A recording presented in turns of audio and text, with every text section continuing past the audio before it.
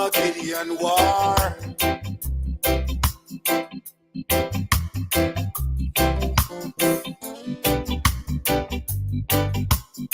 Mr. Bridget, you know this time it I go red. I read dread. So yeah, you risky. We no warrior. We only tarrier.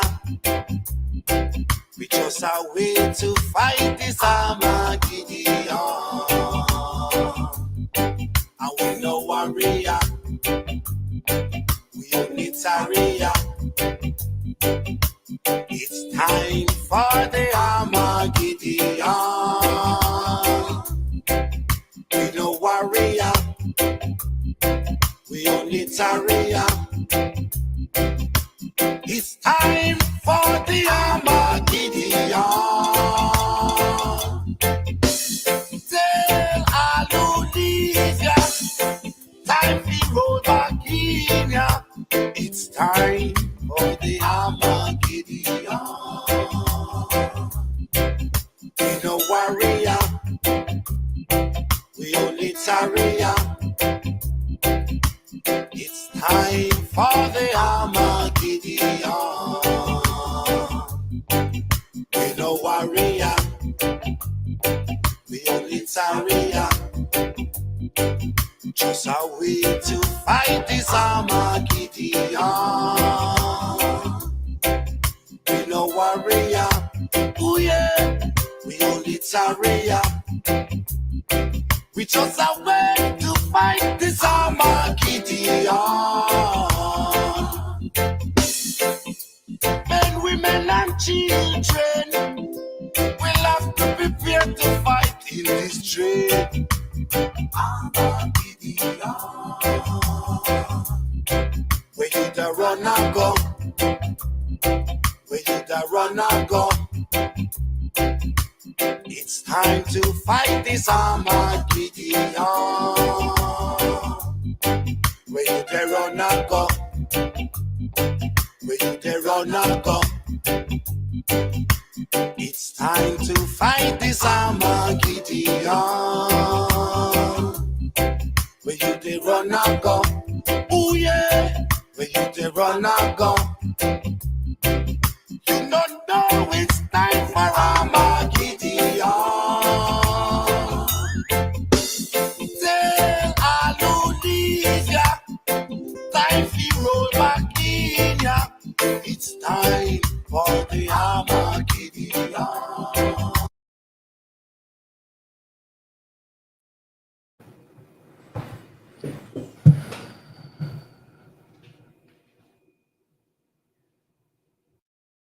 Yes, so we thank Elohim for yet another opportunity that he has granted unto us to be able to come before you yet once again. It has been 2 weeks, or is it 3 weeks already, that we came online. Unfortunately, due to some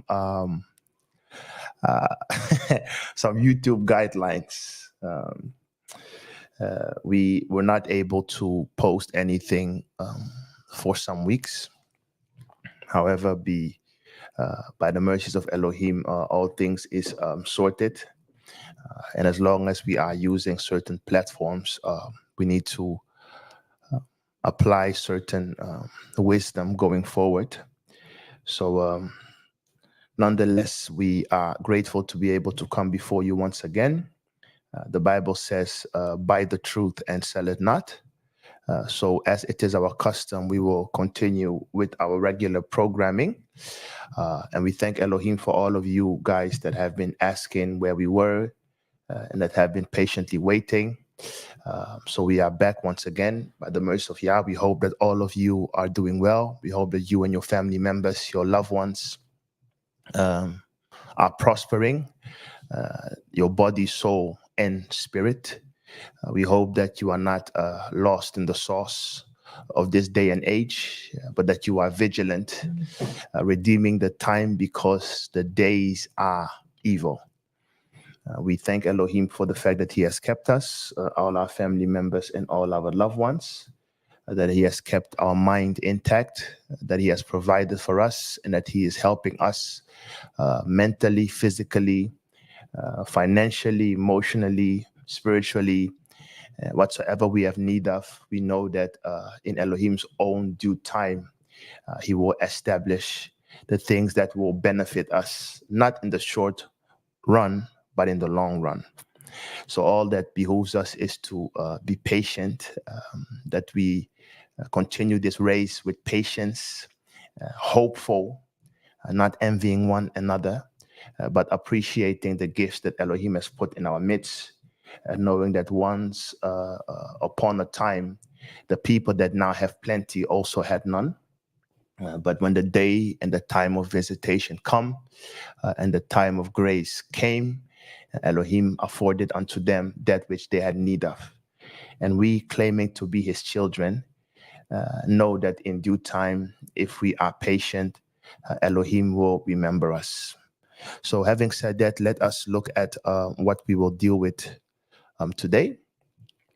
So we will look at the Battle of Armageddon. We'll look at the Battle of Armageddon. So let's continue. Yep. So the introduction, please. We have often heard about the great final war of Armageddon, where the armies of the world will join hands to fight against the holy people. Unfortunately, due to Western propaganda, the world has turned upside down, and the masses are utterly confused as to who the oppressor is and who is the oppressed. This is the great deception warned. To us by the prophets, and because of this, many people and nations have entered in league with the beast and the dragon. For this lesson, however, we will try to uncover the mask with regards to the end-time players on the biggest stages of prophecy and the events that will lead to the final war of Armageddon. This is a complex teaching. However, due to the political sensitivity of the platform we are on, we will give you the mid version. Exactly. So the topic is complex. The topic is complex. As they say in Dutch, to get to the nitty-gritty of this subject, you need a lange aanloop, which means you need to set up certain... It's just like you're playing chess and you want to put someone on checkmate. You need to put all the pawns at the right place and then strike. Otherwise, you will miss this whole Armageddon stuff, because I think it's only mentioned like once. It's only mentioned once. It's only mentioned once. The Armageddon is only mentioned once, and then you have Gog and Magog mentioned like a few times. But so you need to put certain things in place before you can really bring it home. And we have roughly about 63 slides, which is a challenge. But we will see how far we will go. It may take us from 220 to max 230 hours. So may Yah grant us understanding and help us all. So take your time, take your pen, take your papers, have something to eat, to drink, whatever you want. Take it easy. Don't expect to understand everything at once. These are things you have to listen to 5, 6, 7, 8, maybe 20 times, and then do your own study. Because of the time that we have, and of course the platform that we are on, we will leave certain breadcrumbs for you to further investigate. So may Elohim grant you understanding and grant unto us utterance. Yeah. So the table of content.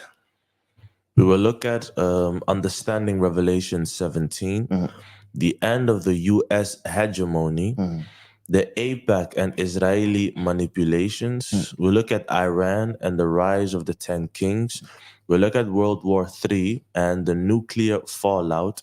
We'll look at the armies of Armageddon, the invasion of sub-Saharan Africa, the advent or the coming of the Son of Man, and then a conclusion. Exactly. So these are the things that we will touch. These are the things that we will touch, and this is especially helpful for a lot of our Hebrew Israelite brothers. It is especially helpful for a lot of our Hebrew Israelite brothers because somewhere down the line, many of the camps, etc., some still believe that the promised land is in the US and stuff. And it's not that we are boasting of the continent of Africa for a reason. We don't, actually. Africa is not the only place with natural resources. Africa is not the only place that is beautiful. Africa is not the only continent with melanated people. That is not the issue. Russia has natural resources. Latin America has natural resources. Haiti has natural resources. That is not the issue.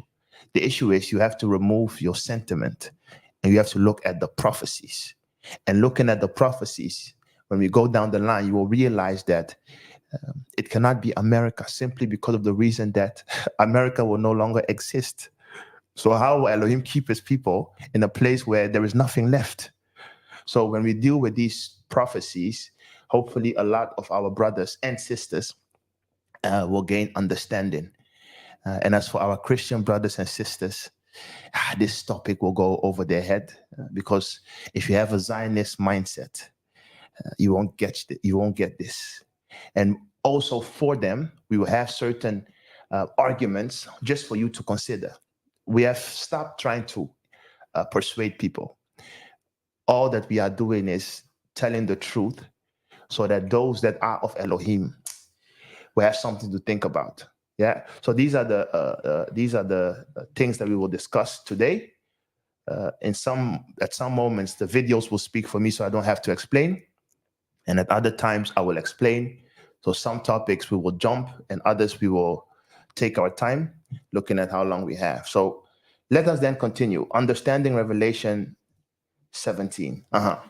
And there came, or Revelation 17 from 1, and there came one of the 7 angels who had the 7 vials and talked with me, saying unto me, Come hither, and I will show unto thee the judgment of the great whore that sits upon many waters, with whom the kings of the earth have committed fornication, and the inhabitants of the earth have been made drunk with the wine of her fornication. So he carried me away into the spirit, into the wilderness, and I saw a woman sit upon a scarlet-colored beast, full of names of blasphemy, having 7 heads and 10 horns. And the woman was arrayed in purple and scarlet color, and decked with gold and precious stones and pearls, having a golden cup in her hand, full of abominations and filthiness of her fornication. And upon her forehead was a name written, Mystery Babylon the Great, the mother of harlots and abominations of the earth. Exactly. So let's continue. From verse 11, and the beast that was and is not, even he is the 8th and is of the 7 and goes into perdition. And the 10 horns which thou sawest are 10 kings, which have received no kingdom as yet, but receive power as kings 1 hour with the beast. These have one mind, and shall give their power and strength unto the beast. These shall make war with the Lamb, and the Lamb shall overcome them. For he is master of masters and king of kings, and they that are with him are called and chosen and faithful. And he said unto me, The waters which thou sawest, where the horse sits, are peoples and multitudes and nations and tongues. And the 10 horns which thou sawest upon the beast, these shall hate the whore, and shall make her desolate and naked, and shall eat her flesh and burn her with fire. For Yah had put in their hearts to fulfill his will, and to agree and give their kingdom unto the beast, until the words of Yah shall be fulfilled. That's right. So we are continuing. Now, this is just to lay some of the foundations, understanding Revelation 17. They are describing certain elements. And based on the description that we just saw of a woman sitting on a beast, going towards somewhere, holding a golden cup in her hand, on your screen, you are seeing the €2 coin. Some of the American brothers don't know it because they're not in Europe. But those that live in Europe, this is a €2 coin in Europe. And look at what is depicted on the coin. You see a woman with a crown on her head, holding something in her hand, riding upon a beast. So just read the intro of the text on the left. It says, Europe, the woman riding on a beast. It says the myth of Europe has inspired writers, historians, painters, and European politicians throughout the centuries. They gave her name to a continent and created several pieces of art depicting the lovemaking of Zeus and Europe. But let us first recall the most common version of this ancient legend. According to Greek mythology, the Phoenician maiden named Europa was one of the many objects of affection of Olympian chief god Zeus. So you can basically stop there. What they're trying to tell you is that this Europe is the wife of the beast, and that beast symbolizes Zeus. Now, all the people that know antiquity know that Zeus is also linked to Baal. Zeus is just the Romanized Greek version of the Phoenician Canaanite Baal. So that is all that I'm trying to link here. And we know Baal can be linked unto the dragon. But we are continuing. So laying the foundation, European Union, right? Daniel 7 verse 2. It says, Daniel spake and he said, I saw in my vision by night, and behold, the four winds of the heavens strove upon the great sea, and four great beasts came up from the sea, diverse one from another. After this I saw in the night visions, and behold, a fourth beast, dreadful and terrible and strong exceedingly, and it had great iron teeth. It devoured and brake in pieces, and stamped the residue with the feet of it.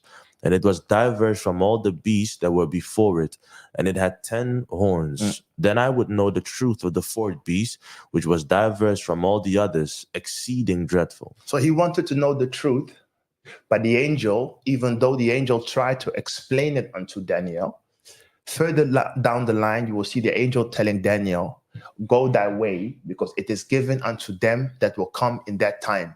Because many of the things I will show you, you will not be able to understand. So then, years later, Esdras comes along, and Esdras begins to have visions. So he asked the angel to explain what he saw, and then he said to me, And he said unto me, this is the interpretation of the vision. The eagle, whom thou sawest come up from the sea, is the kingdom which was seen in the vision of thy brother Daniel. But it was not expounded unto him. Therefore now I declare it unto thee. Behold, the days will come that there shall rise up a kingdom upon earth, and it shall be feared above all the kingdoms that were before it. In the same shall 12 kings reign, one after another, whereof the second shall begin to reign, and shall have more time than any of the 12. And this do the 12 kings signify which thou sawest. Exactly. And then on the left, you have once again the European flag. And it just so happens to be that there are 12 flags or stars on it, because these were the 12 founding nations of Europe. So we are just laying the foundation and continuing. Next slide. I wrote down the time of the Gentiles, continuing from the book of 2nd Ezra. It says, Then I heard a voice which said unto me, Look before thee, and consider the thing that you see. And I beheld, and lo, as it were, a roaring lion chased out of the wood. And I saw that he sent out a man's voice unto the eagle, and said, Hear thou, I will talk with thee, and the highest shall say unto thee, Are not thou it that remains of the four beasts, whom I made to reign in my world, that the end of their times might come through them? And the fourth came and overcame all the beasts that were past, and had power over the world with great fearfulness, and over the whole compass of the earth with much wicked oppression. And so long time dwelt he upon the earth with deceit. Exactly. So, bringing it home, when we are looking at the foundations of understanding Revelation 17, you have Europe, you have the Vatican or Italy, and then you have the United States. These are pillars in understanding the book of Revelation, because the book of Revelation references three things. So you have the eagle, which is the US, you have Europe, and then you have the Vatican. Why am I saying that? If you go to the next slide, I'll bring it home and said, as explained in earlier series, the book of Revelation is solely focused on the trials of Israel and its confrontation with the final Gentile kingdom before the coming of the Messiah. Earlier prophets have called this final Gentile kingdom by many names. Babylon, Gog and Magog, the fourth beast, the eagle of the sea, the beast of the sea, mystery Babylon, etc. In our contemporary terms, we have identified it to be the West, Europe, and the United States. Exactly. In the context of Revelation 17, however, it speaks of, number one, the beast, which is Rome. So number one, which is the beast, which is Rome, which is the mother of Europe. The woman is the United States and the child of Europe. The 10 kings are the nations that will take power from the woman in due time and will be an extension of the beast. That's why I showed you the three symbols there. And it is important that you understand these three symbols. It is important that you understand when reading the book of Revelation, John is simply explaining the further details of the exploits of the fourth beast and what he will do against the holy people. So it is essential for you to understand who is Israel, which we have been telling you for so long, and who is the opposing enemy and final nation that will fight Israel. And the culmination of the war of Armageddon that we will get to in a minute means that these two nations, or the remaining part of that final power, it will come against the holy people. And it will reach a climax to the point where if Elohim or the Messiah and his angel do not come, we would die. So I wrote down, though these three elements make up mystery Babylon, they are not all the same. This is crucial in understanding the Battle of Armageddon. This is crucial in understanding the Battle of Armageddon, knowing the difference between these three. So if there is a question, yes. Yeah, I have two questions. When you say the beast, which is Rome, the mother of Europe, are you also referring to all the nations that came out of Rome? Yeah. Okay, so that includes all the nations that come out of Rome, okay? Yeah. And where would you put organizations like the United Nations, like what we dealt with last week, IMF and stuff like that, like other world powers when it comes to organizations? Are institutions made by people. Therefore, people fall under nations.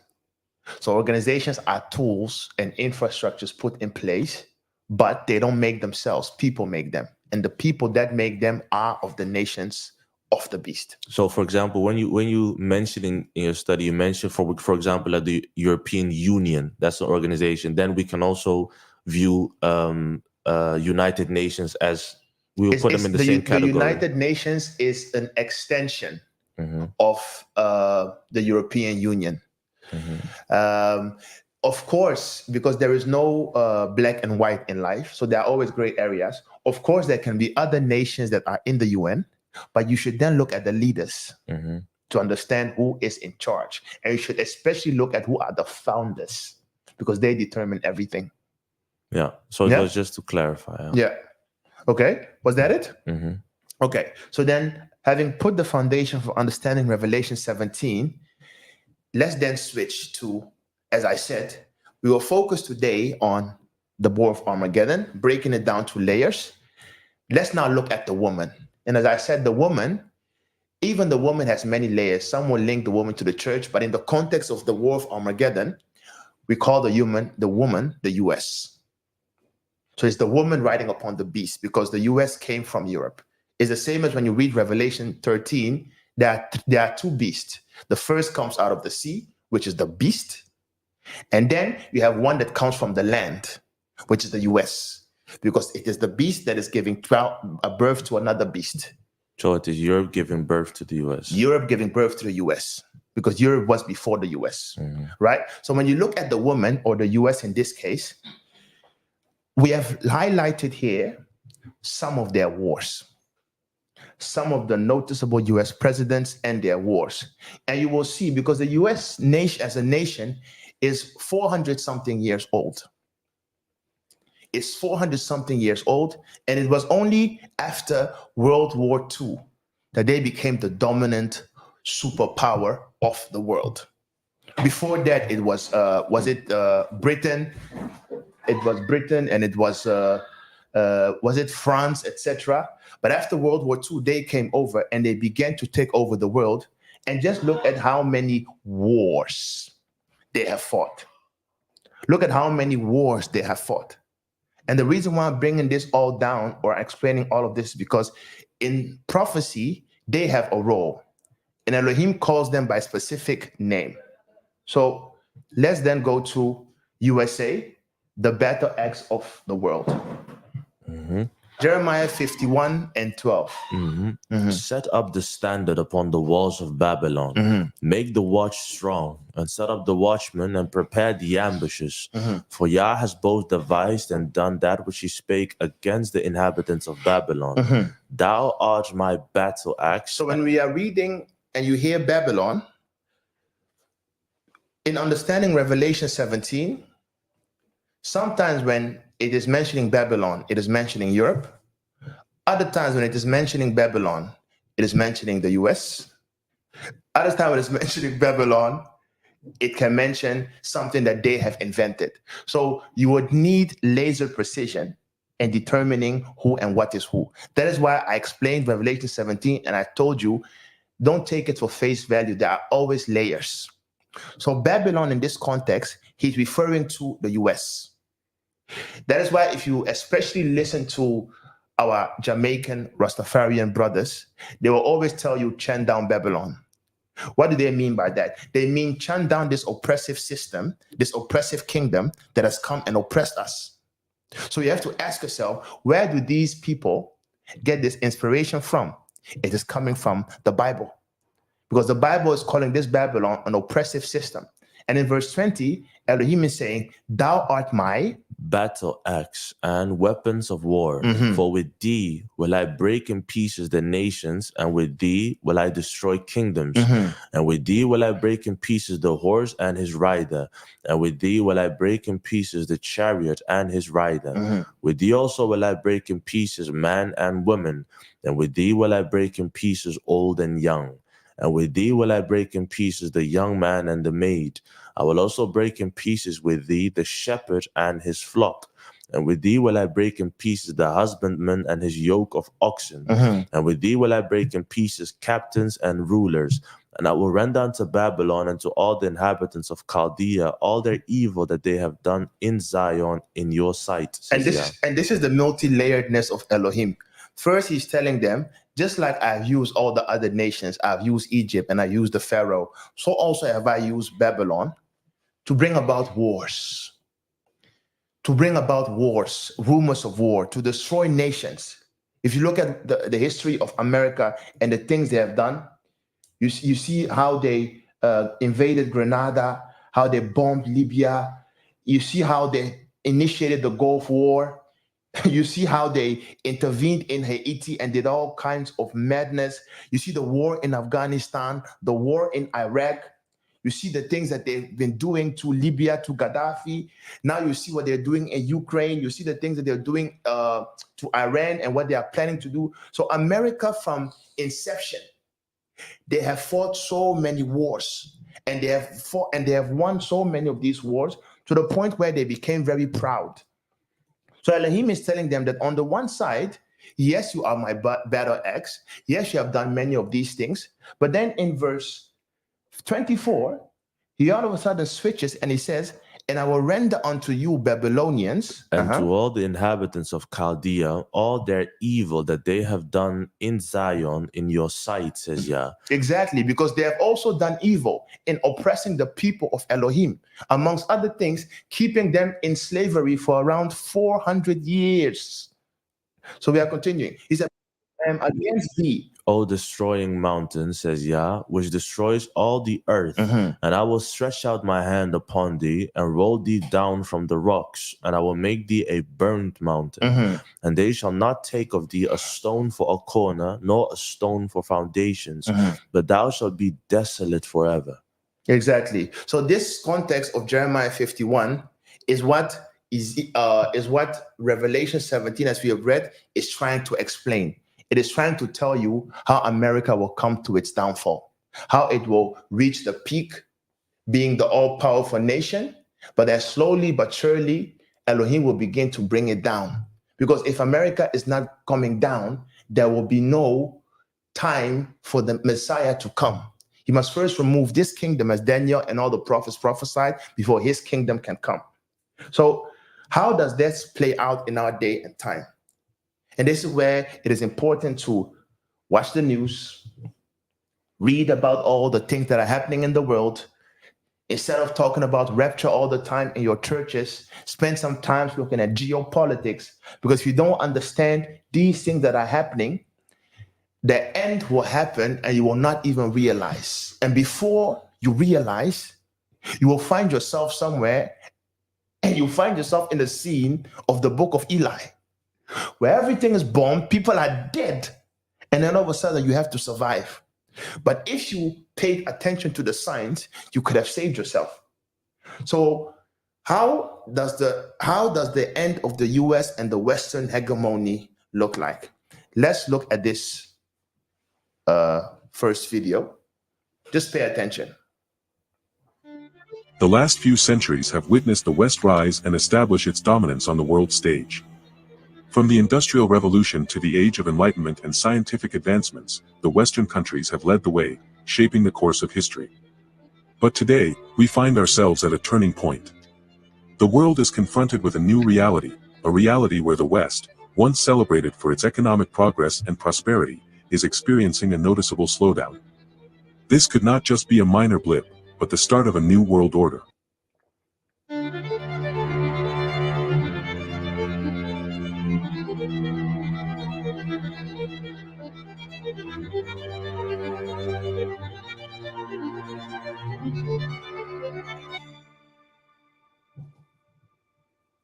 After the Second World War, the world witnessed the rise of two superpowers, the United States and the Soviet Union. During this phase, former colonies of the West embarked on their journey as independent nations. However, power remained concentrated in the Western countries, who engaged in a global struggle for dominance, particularly with the Soviet Union. After the collapse of the USSR, the Western world order once again emerged triumphant. The United States took center stage, and the dollar became the dominant currency. Western institutions asserted their authority, and the world witnessed a tech revolution spearheaded by renowned American companies. To gain a clearer perspective, let's examine the changing economic landscape. In 1820, Asia accounted for 57% of the global economy, while Europe and US combined trailed behind at 35%. However, by 1990, Asia's share had dwindled to 21%. This shift in economic power meant that the world followed the lead of the West. Western countries held economic dominance, enabling them to impose sanctions at will. The problems faced by the West turned into global challenges.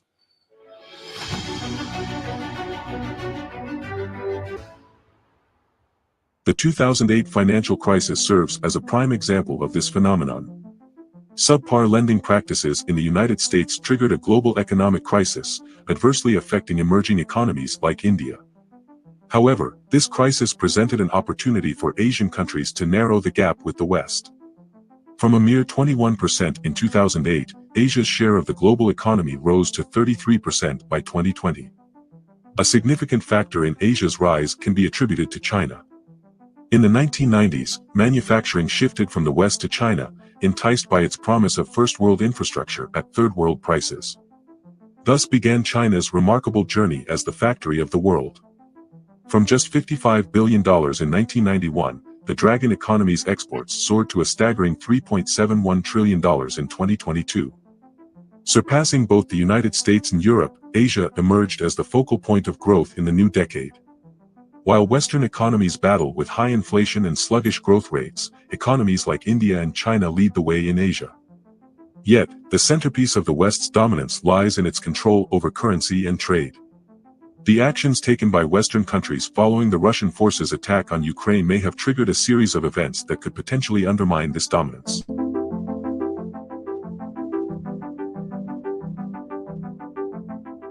The concept of weaponizing trade gained prominence in 2022 when Russia launched an attack on Kyiv.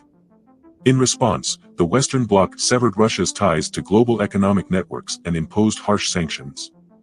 While this action was applauded by many within the bloc, countries outside of it began to ponder the consequences if they were to face similar sanctions. Over the past 2 years, several nations have chosen not to join calls for a complete boycott of Russian oil. India, for instance, has imported substantial amounts of oil at discounted prices to meet its growing energy needs. Calls for de-dollarization have also gained momentum. Countries like India and the UAE have signed agreements to settle trade in their respective local currencies. Additionally, the expansion of BRICS has led to discussions for the introduction of a new currency. These developments come at a challenging time for Western economies. Projections by the IMF indicate further slowdown in Western economies in the coming year. By the end of this decade, Asia could potentially account for 57% of the global GDP.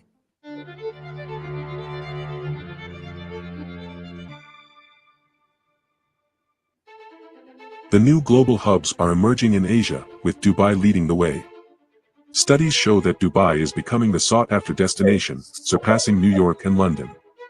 The global south is also... So we are continuing, and the only reason we are showing you that is every end has a beginning, and something must trigger it in order for people to at least wake up.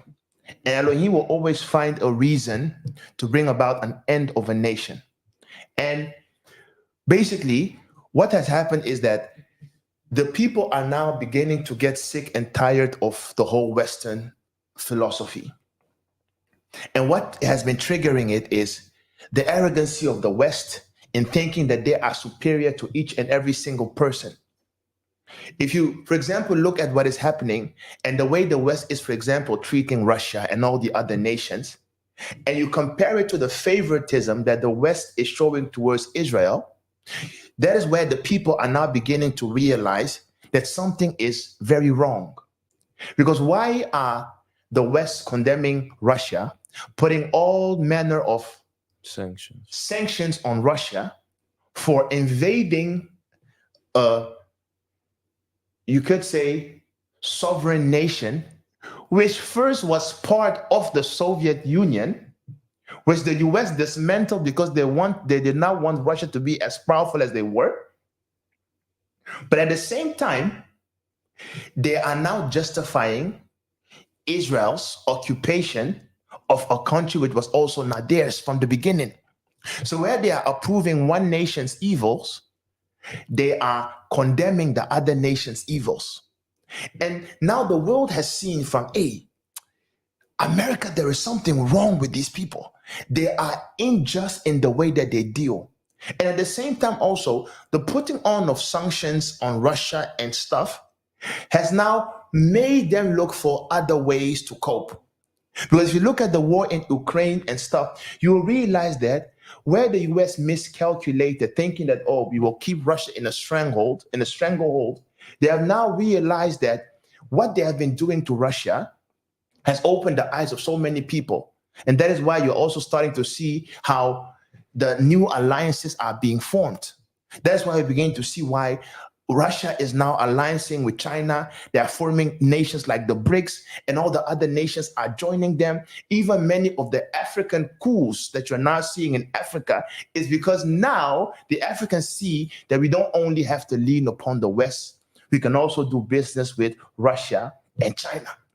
So this is basically bringing about an end of the US and the superpower of the world as we see it today. However, we are continuing with why the world is getting fed up. That's why they say the enemy of my enemy is my friend. That's why they say the enemy of my enemy is my friend. So now, let's go a bit to the beginning of the end of the Western world. And all of this are pieces that are needed to be put in place before you can understand Armageddon. So the beginning of the end of the Western world as we know it. Let's look at the video by this, by this guy, Bush. The beginning of the Western world. Let's look at this video.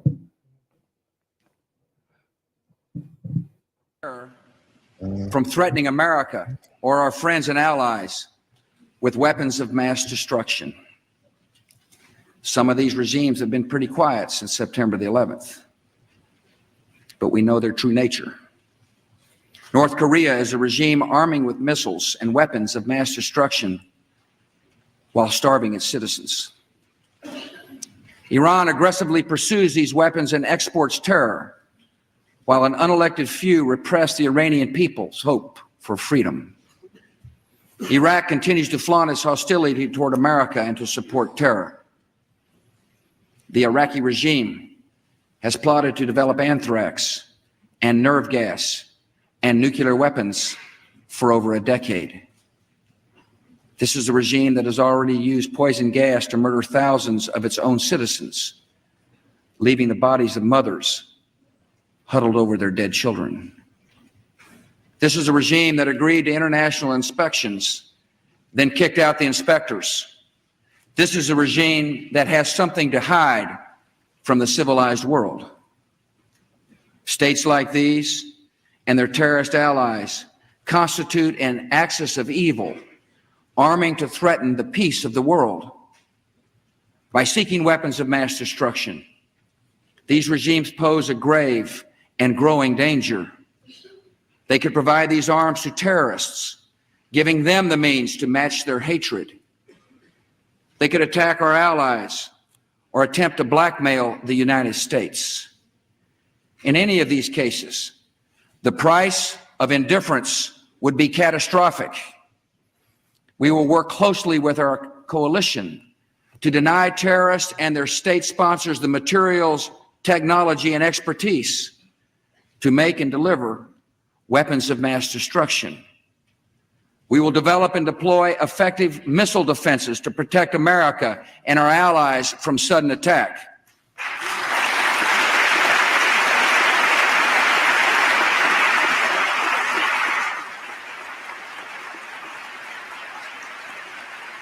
And all nations should know America will do what is necessary to ensure our nation's security.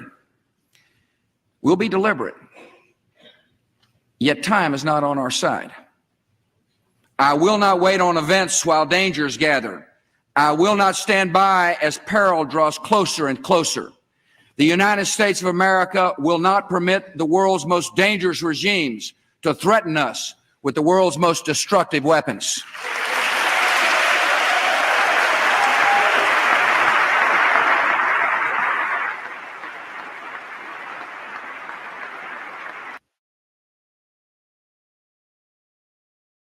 Yeah. So basically, this was, as many of you already know, was the speech delivered by the great President Bush after the 9/11 attacks in 2001.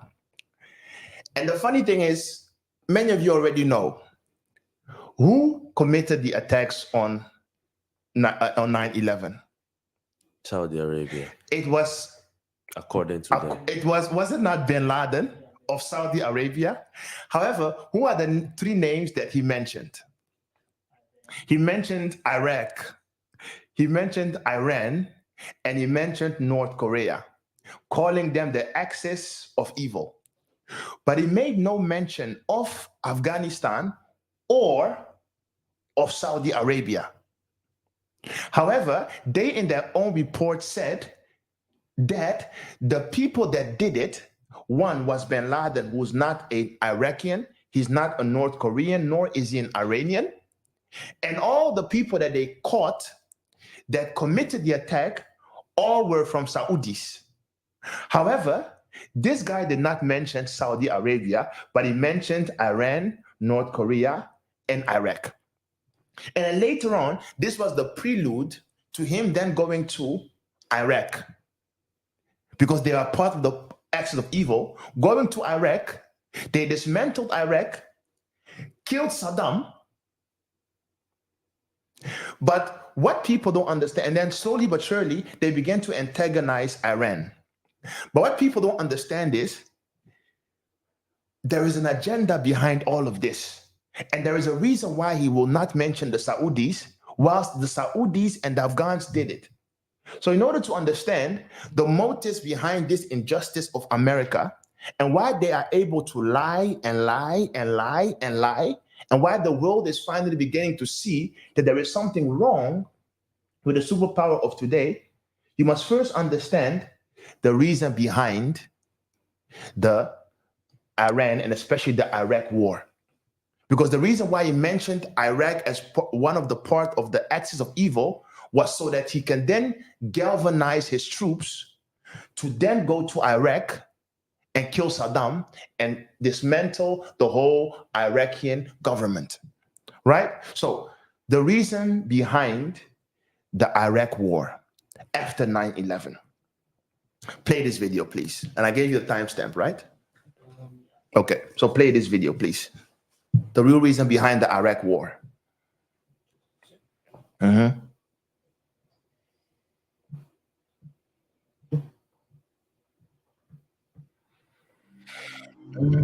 They call themselves neo-Reaganites, but we're willing to answer to neoconservatives or hawks. Paul Wolfowitz was generally considered the brains of the outfit. Paul Wolfowitz believed then that it was a mistake to end the war as we did under the circumstances that we did. They underestimated the way in which Saddam was able to cling to power and the means he would use to remain in power. That was the mistake.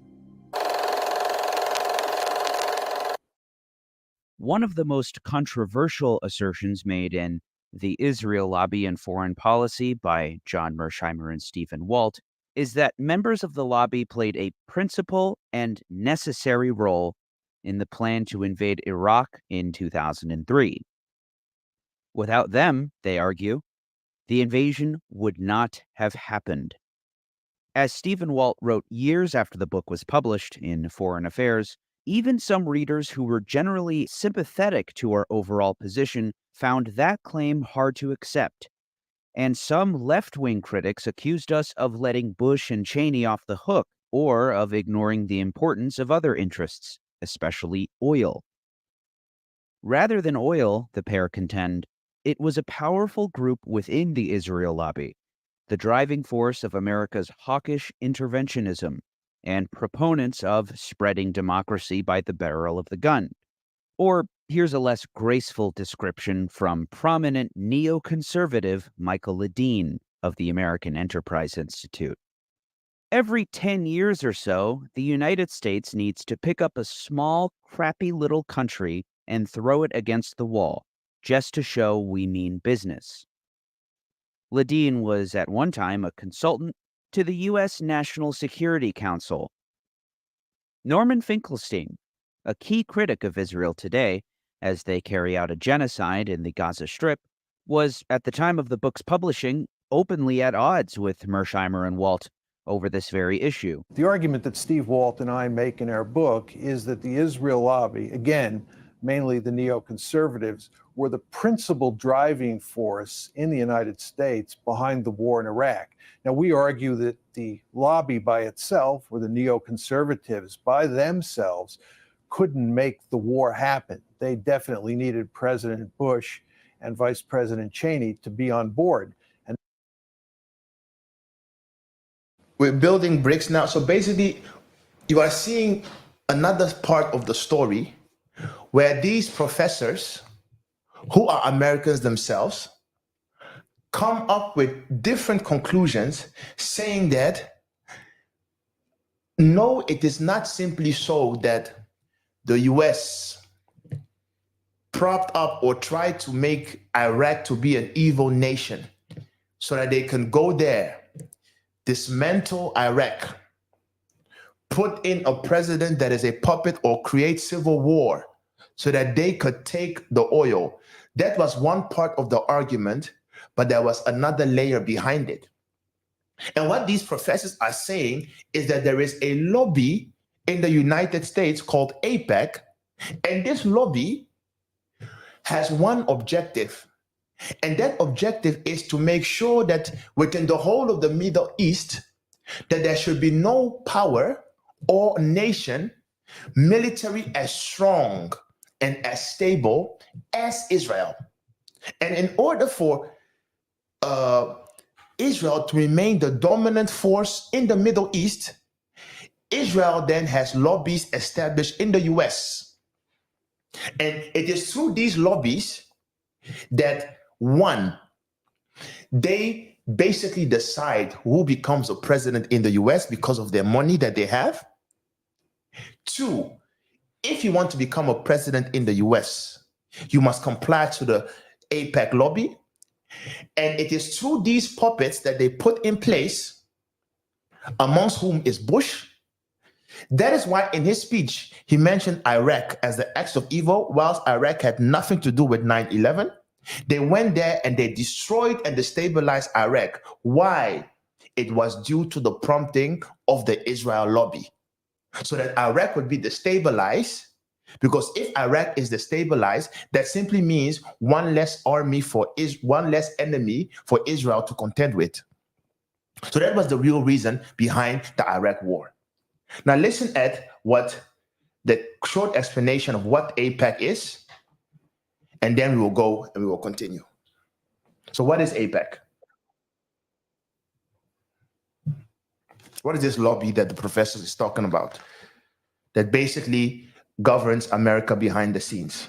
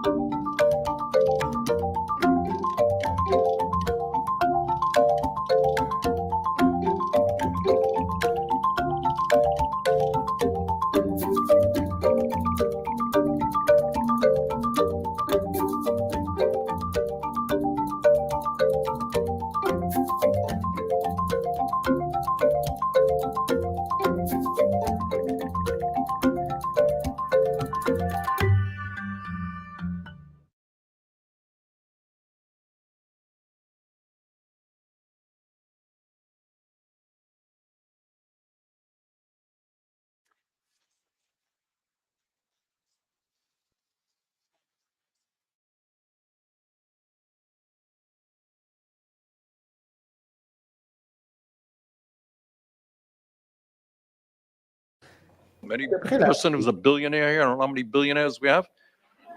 Probably not too many, but you are aspiring billionaires, all right.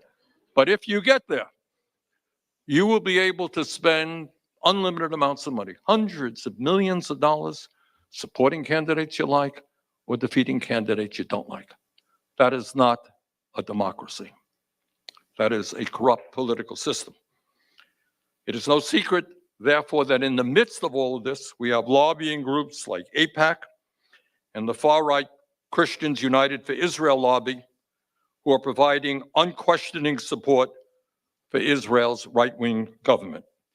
They are spending enormous sums of money right now to influence our political system, money, politics, foreign policy. Last election cycle, AIPAC's Super PAC spent over $30 million in dark money to oppose progressive candidates, many of whom I have personally worked with and supported, who spoke out in favor of Palestinian human rights instantly. That's all you got to do. Speak out in favor of the dignity, that's all, of the Palestinian people. And then you are on the AIPAC hit list, and you will be the recipients of large amounts of money trying to defeat you. And we have to acknowledge that AIPAC was successful in all but 2 of their races. The message was clear. If you criticize Netanyahu, you will be targeted.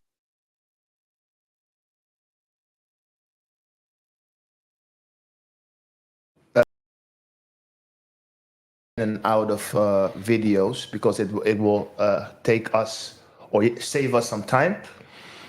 So basically what you just saw, could you put the PowerPoint on, please? So basically what you just saw is that the reason why the US has a unyielding support for the Israel nation is because of this lobby.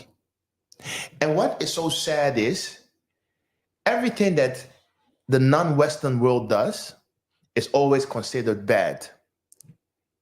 But when the Western world does it, they sanitize it and it becomes beautiful. Because the word lobbying simply means corruption. It means bribing. When you are lobbying, you are paying someone to do your bidding. If an African company man gives a president money and says, pass a law for me, the Western world will shout and say that is a corrupt regime. That's what they will say. But when there is a lobby in the West that is giving the candidates that they support money to enact laws that will favor them, all of a sudden it's legal because it's lobbying. So when a Western world or white person does it, it's lobbying. It sounds so clean, I'm lobbying.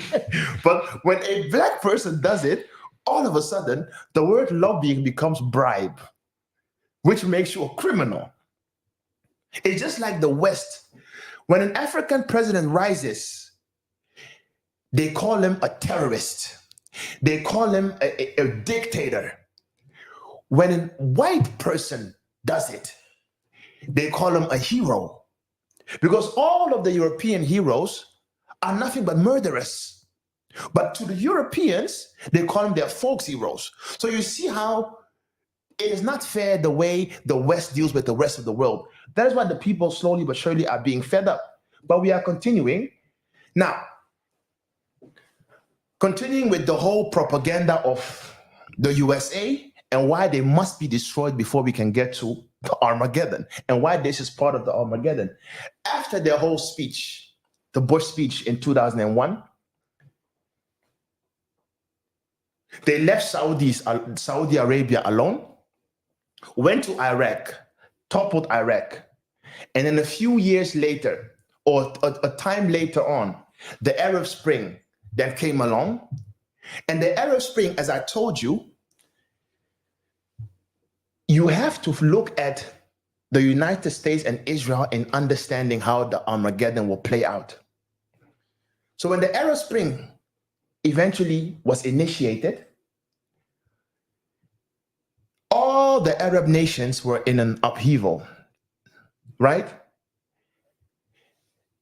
And if you then look at which of the Arab nations during the Arab Spring took the most damage, you will see nations like Libya, you will see nations like Syria, and you will see nations like Yemen.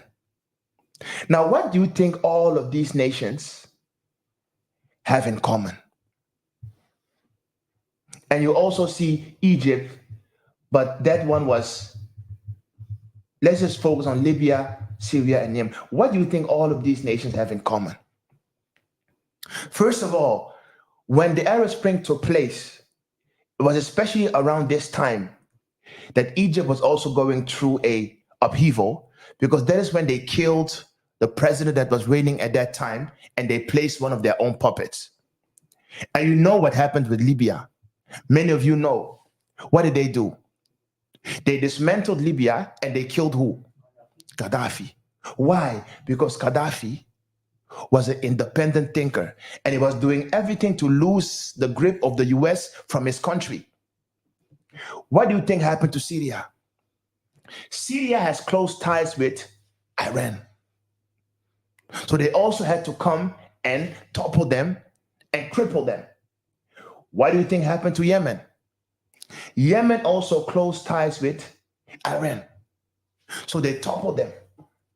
And when they toppled all of these nations during the Arab Spring, which was nothing but a CIA instigation, all of the Arab countries that could be a threat to Israel and therefore in proxy to the US were now calm, because they made sure that all of the nations that were free thinkers, that were not westernized in their mindset, that had an independent thought, they made sure that they crippled all of these nations. And the ones that they left were the ones that were friends with them. So then, let's then focus and switch to this nation of Iran, which is the second part of the acts of evil. So one question from the audience. Yes. Yeah. So from my understanding, Yeah. so the Arab Spring, I believe it was a series of revolutions, a series of protests In the Arab countries. that were instigated by the CIA Yes. in the countries that pose a threat to the US. So the US instigated protests in the countries that they see or that they deemed as threats to their power in that region. Not only to the US, but also to Israel. To Israel. Yes. To the countries that pose a threat to the US and to Israel. Mhm. Because Israel wants to be the only country in the Middle East that has power. That's why you also see that in all of the Middle East, no country has weapons of mass destruction, but Israel does. Iran is getting close to it, but they don't have it yet. But Israel does. And Israel, if you listen to interviews of Norman Finkelstein, they have this strategy that every once in a while, they must destabilize all the countries around them so that those countries will not grow in military might to the level of Israel. And usually what they do is they don't deploy direct assaults. They will always use the US. They will always use the US. So through the CIA involvement, the US orchestrated this Arab Spring upheaval, destabilizing Egypt, putting a puppet in place, destabilizing Yemen, destabilizing Syria, and destabilizing Libya. All of whom were either independent thinkers or they were in opposition to Israel, or at least in league with Iran, because Iran is the second part of the axis of evil. Now, if you then look at this Iran, for example, which is in the middle, and you begin to look at all the countries which are around it, everywhere you see a flag, that is where the US bases are found. Now, can you imagine you being Iran? And everywhere you turn, almost every surrounding nation, the USA has a military base. So if it was you, would you not feel threatened at all? And what is very interesting to notice, what reason does the USA have to treat Iran with such animosity? What has Iran done? Just go to history. What has Iran done to the US? But at the same time, if there is someone who has a reason to dislike Iran, what nation would it be? Israel. Israel. Israel. So then you will see it begins to make sense now. It begins to make sense now. So then, because Iran felt threatened, because Bush mentioned their name, but they didn't do anything. They were like, what is Bush going on? And then Iran began to realize and look at the sequences of attacks. 9/11 happened. They didn't do it. 9/11 itself, which is a topic for another day, was instigated by the US themselves. What a corrupt nation. So Iran was like, hey, this is strange. 9/11, we didn't do it. But they are mentioning us as one of the three evil heads. They already toppled or dismantled Iraq. Have you switched the slide? Oh, yeah, I'm coming there. Okay. They already toppled and dismantled Iraq. Then they started with these Arab Springs, which we know that this is CIA instigated.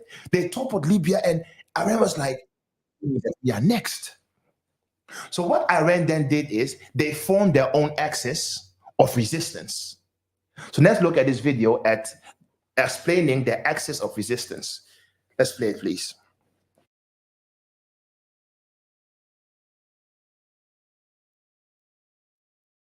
There's one country, the US.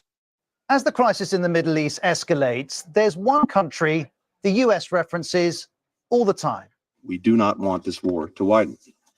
But if Iran or its proxies attack US personnel anywhere, make no mistake, we will defend our people, we will defend our security swiftly and decisively.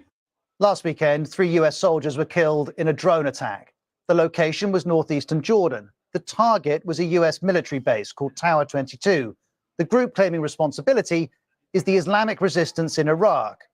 But the US is clear on where blame really lies. Our teams here are continuing to do the analysis, but we know that Iran is behind it, and certainly, as we've said before here in this briefing room, Iran continues to arm and equip these groups to launch these attacks. Iran calls these claims baseless accusations. But Iran does have a network of allies across the region. It has a name for it, the Axis of Resistance, united, it says, in its opposition to Israel and the US. This axis includes the group behind the Tower 22 attack. Iran has taken advantage, frankly, of the current moment of conflict to do what Iran has been doing for many, many years, which is to disrupt, to target the US and partners in a variety of ways, mostly through the efforts of its proxy militias. And since Hamas's attack on October the 7th and Israel's response to it, this disruption has taken many forms. For example, Houthi rebels in Yemen have repeatedly attacked shipping in the Red Sea. The US says there have been over 160 attacks by militia on its military positions in Iraq and Syria. But how does this network of allies work? How close is their relationship with Iran? And what is Iran trying to achieve? If we go back to 1979, there was an uprising in Iran against the monarchy. Iran became an Islamic republic. Ever since, it sought to spread its influence in the region. In recent years, that's involved support for the Assad regime in Syria, where Iranian forces have been deployed, support for large militant groups such as Hezbollah in Lebanon and the Houthis in Yemen, and support for smaller groups, including in Iraq. We have a whole range of Iraqi Shia militias, which have been formed in lots of different ways and have very different connections with Iran.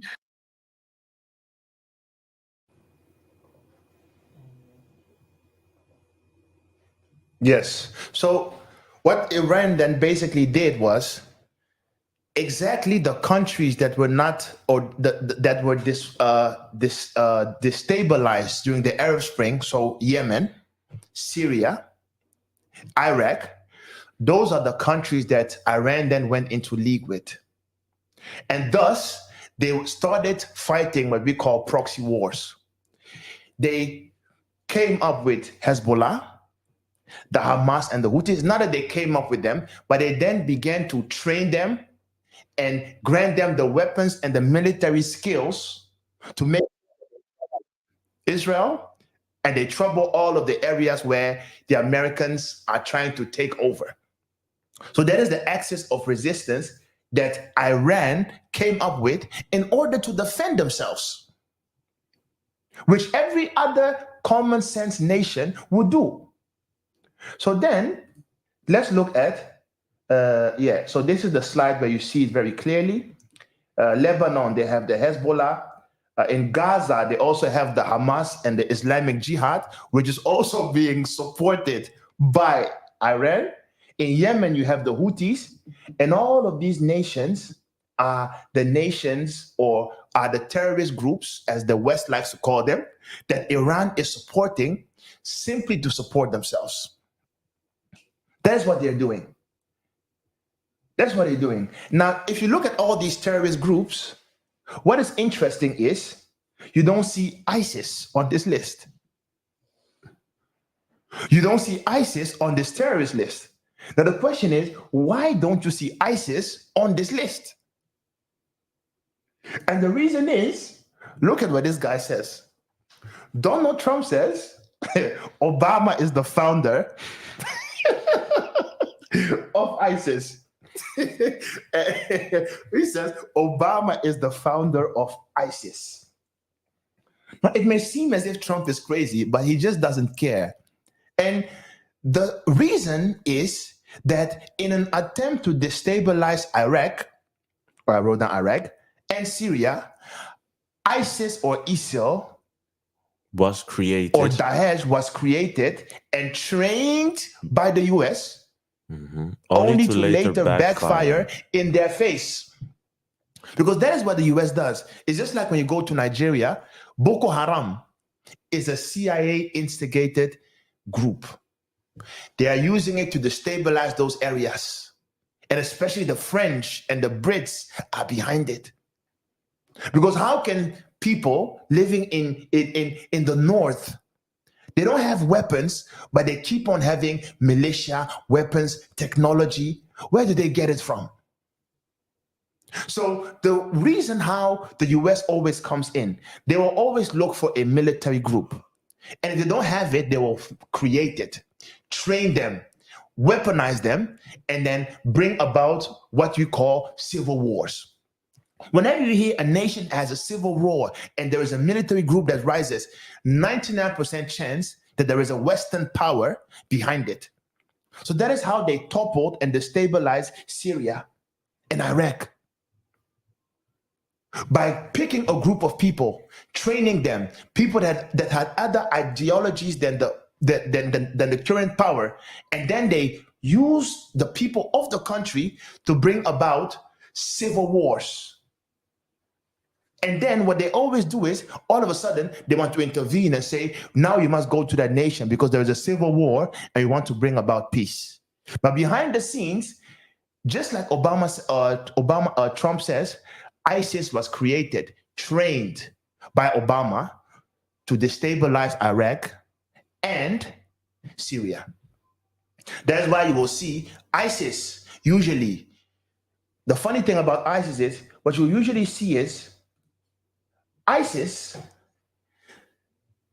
does not attack Israel, but they are supposed to be terrorist groups. Allahu Akbar! But they don't attack Israel. What you will see is ISIS will attack Russia. So you see on this slide, Russia has seen 2 major terrorist attacks in just 3 months. By whom? Done by ISIS. You will also see what? ISIS will attack Iran. So you see the text there, it says, US secretly warned Iran before ISIS terror attack. So you have to wonder, why are these terrorist groups, Islamic groups, why are they attacking Russia? And why are they attacking Iran? It is because just like Iran are using militia groups like Hezbollah and Hamas to destabilize US and its allies, the US are also using guerrilla tactics to destabilize Iran and its allies, and they are using ISIS. So you see how these proxy wars that you are seeing, the upheaval in the Middle East, it all has an agenda behind it. And you must pay attention, otherwise you'll be lost in the sauce. Now we are continuing. At the behest of these proxy wars, Israel is now in between and they are restless. They just want to make sure that the whole of the Middle East is destabilized so that they will be the only superpower there. And the only opposing nation at this time that is really a threat to Israel is who? It is Iran. Because what the US tried to do with Iraq, they could not, and what they have tried to do with Syria or have done with Syria, they can't do to Iran. So Israel now is seeking for provocations so that the US can come in and destroy Iran, because Israel cannot destroy Iran. Iran is stronger. Except if Israel should now use all of a sudden their atomic bomb, but which would be suicide. So now Israel is trying to find ways, and we are going to the Armageddon. So we are going there. Israel is now trying to find ways how they can provoke Iran to do something so that big brother US can step in. So what did they do? These crazy guys then went and they bombed an Iranian base in Syria. And based upon, I think it was the Venetian Convention done by made by NATO, if you attack a base of a sovereign nation, it is as if you are attacking that nation itself. The declaration of war. Exactly. So when the Israelis bombed an Iran embassy, the Iranians were like, no, we have to retaliate. So what did they do? They then sent a warning shot to Israel. And before they sent the shot, they made declarations on Twitter. They made declarations sending it to the US. They warned the whole world saying, listen, this is what Israel has done. Do something. the world was quiet. So then 4 days before attacking, they sent a public announcement and said, we are going to attack Israel. We will attack location A and location B. So everybody was already warned. And then they attacked Israel. And when they attacked Israel, we always hear stories about, the Iron Dome. Israel is so powerful. But it took the US. It took France. It took the United Kingdom. It took Jordan. It took Egypt. It took Turkey. It took Saudi Arabia. Though Saudi Arabia denied it. They said, no, we weren't involved. But they were involved. It took all of them and Israel itself to stop the attacks, which Iran already told them in advance we will attack them. Can you imagine? But if you look at Western news, look at what they will say. Play this movie. Look at what they will say. And before you play it, this all happened like 1.5 months ago, right? 2 months. A few months ago. Yeah. This is recent stuff. Go ahead. Tehran dubbed it Operation Honest Promise. Waves of drones and missiles launched at Israel over 5 hours. How many of them reached their target, though? Honestly, hardly any. So, did Iran underestimate Israeli defenses, or was a large degree of failure factored in from the start? The attack started with 170 drones launched from Iran towards Israel. An hour later, the UAVs were joined by over 30 cruise missiles that can reach Israel in just over an hour. Finally, over 120 ballistic missiles, which take just between 10 and 15 minutes to arrive. At the same time, drone attacks were launched by the Houthis in Yemen and Iran-backed militias in Iraq, while Hezbollah fired missiles at Israeli positions in the Golan Heights. But Israel's missile defense systems, plus a combined air effort from Israel, the US, the UK, France and Jordan, meant none of the drones or cruise missiles even reached Israeli airspace, with the majority intercepted over Iraq and Syria. Like the remnants of this missile found in northern Iraq.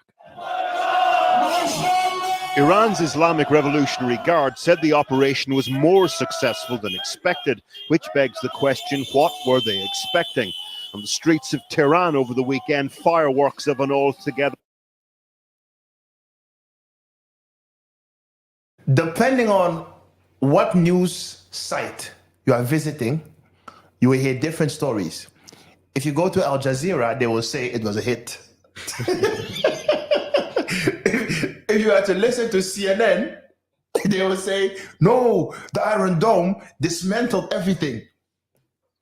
So you have to wonder, like, what is going on? So depending on what side of the story or what side of the news outlet you are listening to, you will hear different side of the stories. But if you are a reasonable person and you can sit down and think, you should realize that, hey, if it took all of these nations combined to so-called stop Iran when they were testing the grounds, it already should tell you that, no, they hit something. And what should already convince you that they hit something is, immediately when this happened, Iran was like, we have gauged your defense systems and it is weak. Why? Because now Iran doesn't deploy their own weapons anymore. Now they are using Hezbollah. Hezbollah is now attacking Israel and they are hitting the Iron Dome to the point where Hezbollah, not even Iran, and Iran is like, this is child game for us. Hezbollah is now releasing shots of Israel military terrain, something which Google Maps itself cannot show. If you type in Google Maps and you type in Israel, it is flu. You can't see above Israel. But Hezbollah is now releasing clear images of Israel. So because of that, for the last few days, people are now calling Israel's defense, I think they're calling it puppet military. People are now making fun of the IDF because they're not realizing, oh, the Iron Dome. Israel is the way the nation can lie. They lie you wouldn't believe. So why am I saying all of this? I'm telling you all of this because we are now jumping. Iran is now threatening to obliterate Israel. Now listen at why Iran is now saying, we will obliterate you if you don't take care. Play this movie, please. And then we jump into the meat of it all. 1 hour and then we will be done. Our top focus tonight is from the Middle East. Situations in the region continue to remain tense after Iran threatened Israel with an obliterating war if the Jewish state invades Lebanon. Now, in a post on social media platform X, Iran's mission to the United Nations said that all options, including the involvement of Hezbollah, remain on the table.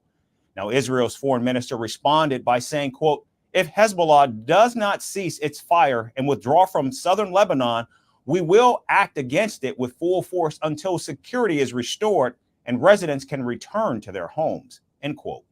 Now, the war of words between Israel and Iran has remained fierce in recent days.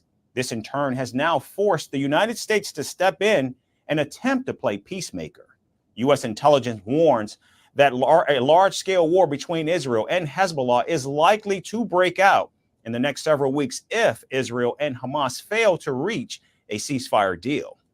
Meanwhile, Israeli Prime Minister Benjamin Netanyahu says, basically, we are bringing you to how the U.S. will be destroyed. And Israel will play a crucial role. Iran will play a crucial role to the sacrifice of Israel. Because now you see, Israel is now looking to Lebanon and they want to destroy Hezbollah, which they can't. And Hezbollah in return is like, we will not stop until you guys stop killing the people of Gaza. So if Israel wants Hezbollah to stop, Hezbollah says, fine, you stop killing the people of Gaza. Palestinians. The Palestinians. Israel is now saying, if you don't stop, we will destroy you. However, the IDF is weakened. They don't have the power unless America intervenes. And Iran then says, if you touch our proxy, Hezbollah, we will obliterate you. So what do you think will now happen? One mistake,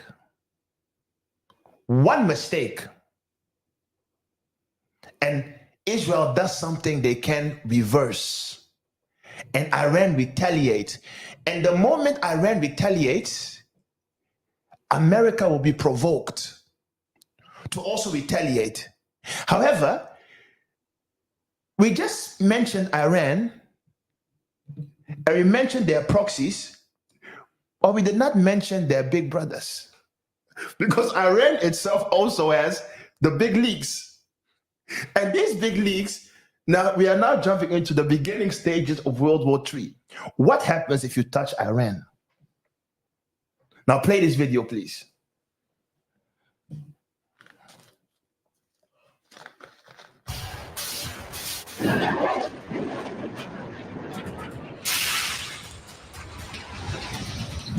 The world today is witnessing two wars, the one between Israel and Hamas and the one between Ukraine and Russia. But it looks like these two wars are crossing into each other. We've seen in the past how alliance formations are harbingers of global wars, both in World War I and World War II. But which are the new alliances now? Will the recent defense deals get us closer to the next war? Let me decode this for you.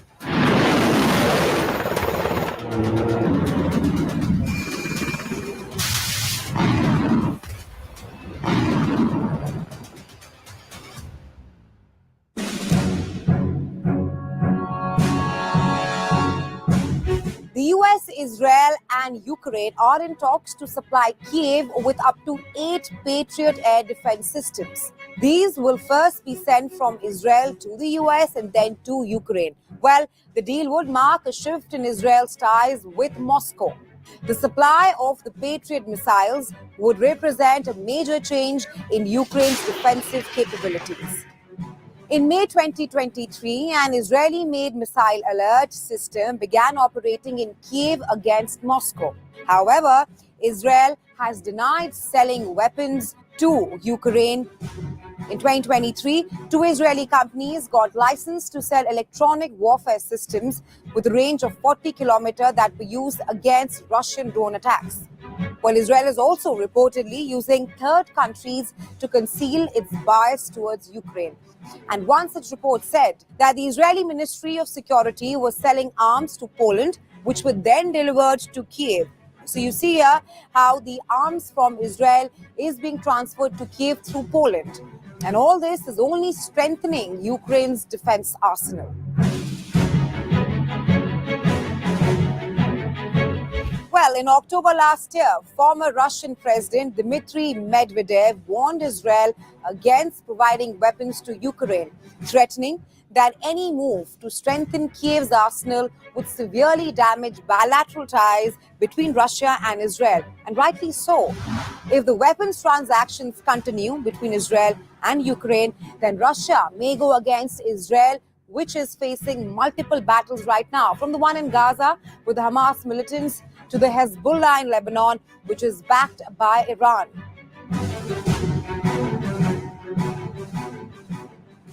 Now, Russia has already dragged the war in Ukraine for more than 2 years. It has major military ties with several countries in West Asia, including Israel's arch-enemy Iran, which has helped Moscow in its war on Ukraine and is backing Hamas and Hezbollah that are at war with Israel since the Gaza war started.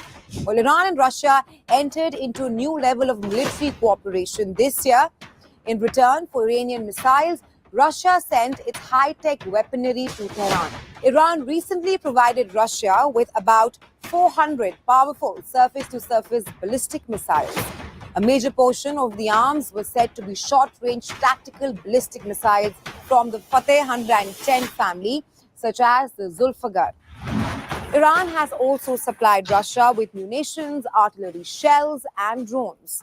The Iranian kamikaze drone Shahid 101 was used by Iran-backed militias against US forces in West Asia, which were used by Russia on Ukraine. Well, in exchange for all of this, Iran will get Russian Su-35 fighter jets as well as Mi-28 attack helicopters.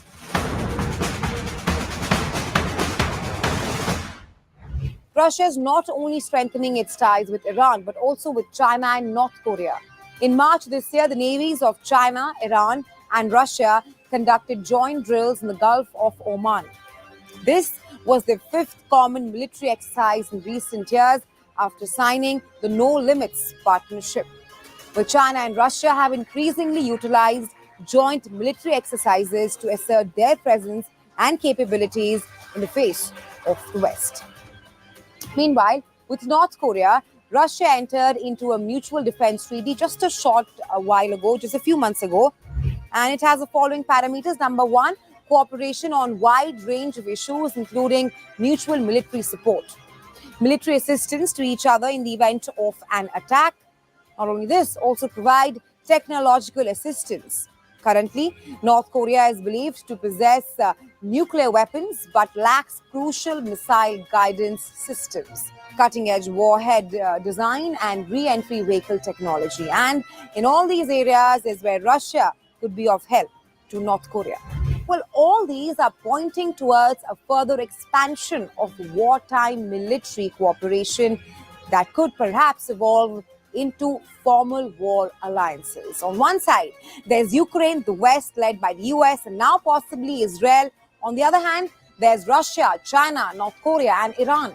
A defense pact with Russia can embolden North Korea to expand its nuclear weapons program. This will make South Korea, Japan, and the US join forces against North Korea.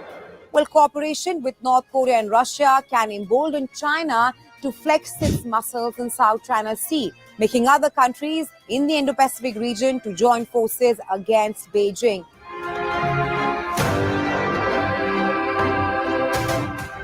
Well, alliances are firming up Yes. So, people, as we were just saying, escalating now to the beginning stages of World War III, just like Israel has America as its big brother, America supported by Europe, which we call the Western world, Iran is also busy being supported by Russia, China, North Korea, and they are also busy moving. And slowly but surely, you will see Iran being key, how they will also finalize their nuclear initiative and eventually have nuclear weapons. And the moment they have that, that is when Israel will go bananas. And they will escalate something that will eventually bring about a nuclear exchange. In you understanding that, now we are going. Revelation 13 and 16. The forming of the 10 horns. Because remember, in reading Revelation 17, you had the beast, you had the woman, and you had the 10 horns or the 10 kings, which hates the woman.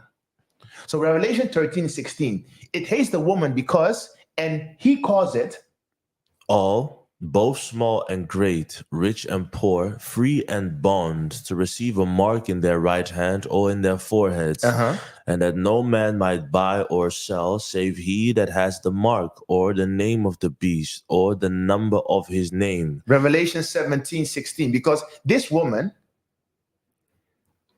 is the one, as we showed you, it is the pale horse.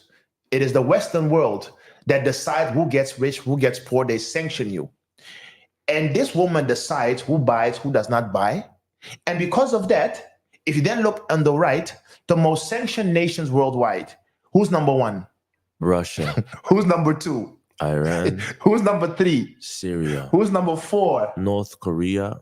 You see, all are enemies of who? US. Exactly. And the West.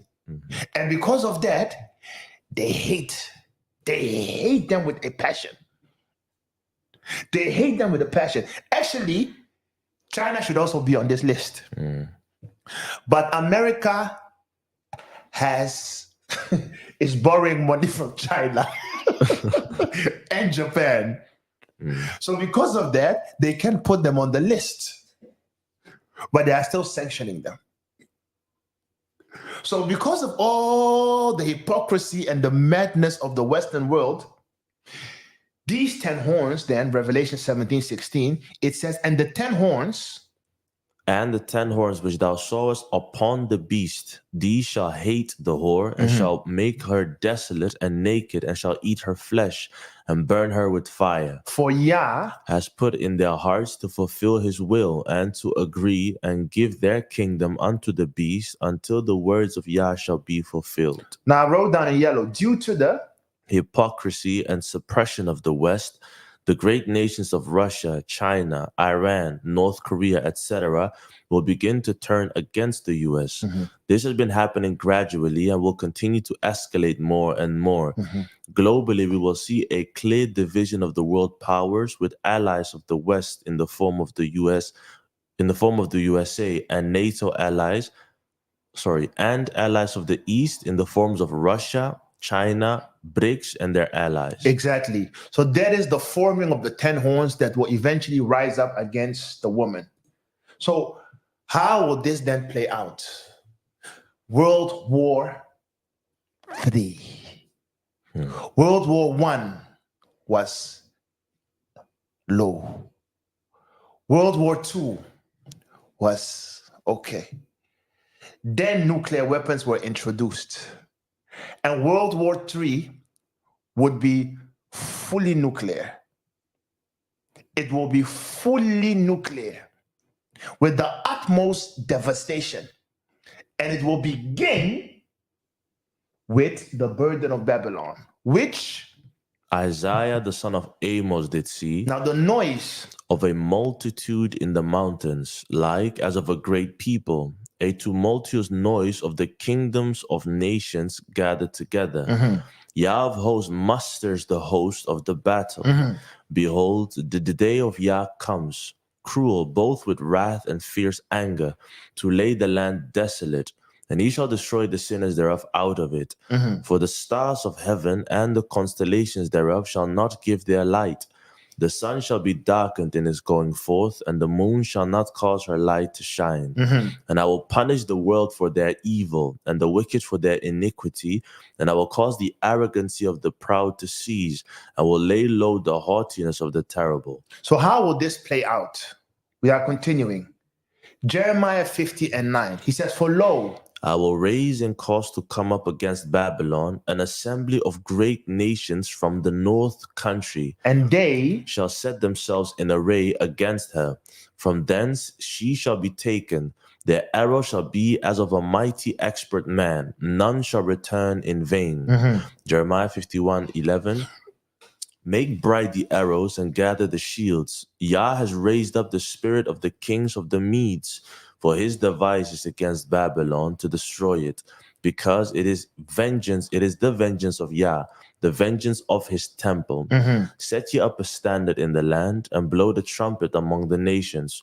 Prepare the nations against her, and call together against her the kingdoms of Ararat, Mini, and Ashkenaz. Appoint a captain against her, and cause the horses to come up as the rough caterpillars. Prepare against her the nations with the kings of the Medes, the captains thereof, and all the rulers thereof, and all the land of his dominion. Exactly. So we are seeing how this World War III will play out. How Babylon will be destroyed and attacked by a conglomerate of nations being led by the kings of the Medes. Other verses call them the kings of the East. And when you look at the map here, you will see that from the north side, every area that is red, you will see Madai, you will see Javan, you will see Rifah, you will see Ashkenaz, you will see Togarmah. Beyond the Red Sea, you will see Scythia, etc. You will also see from areas where there is written Gog and Magog. These are ancient names, but if you look at it today, these are areas that we call the Black Sea, the Caspian Sea. This is Ukraine, this is Belarus, this is Russia, this is Moscow. Would you call this in modern terms Eurasia?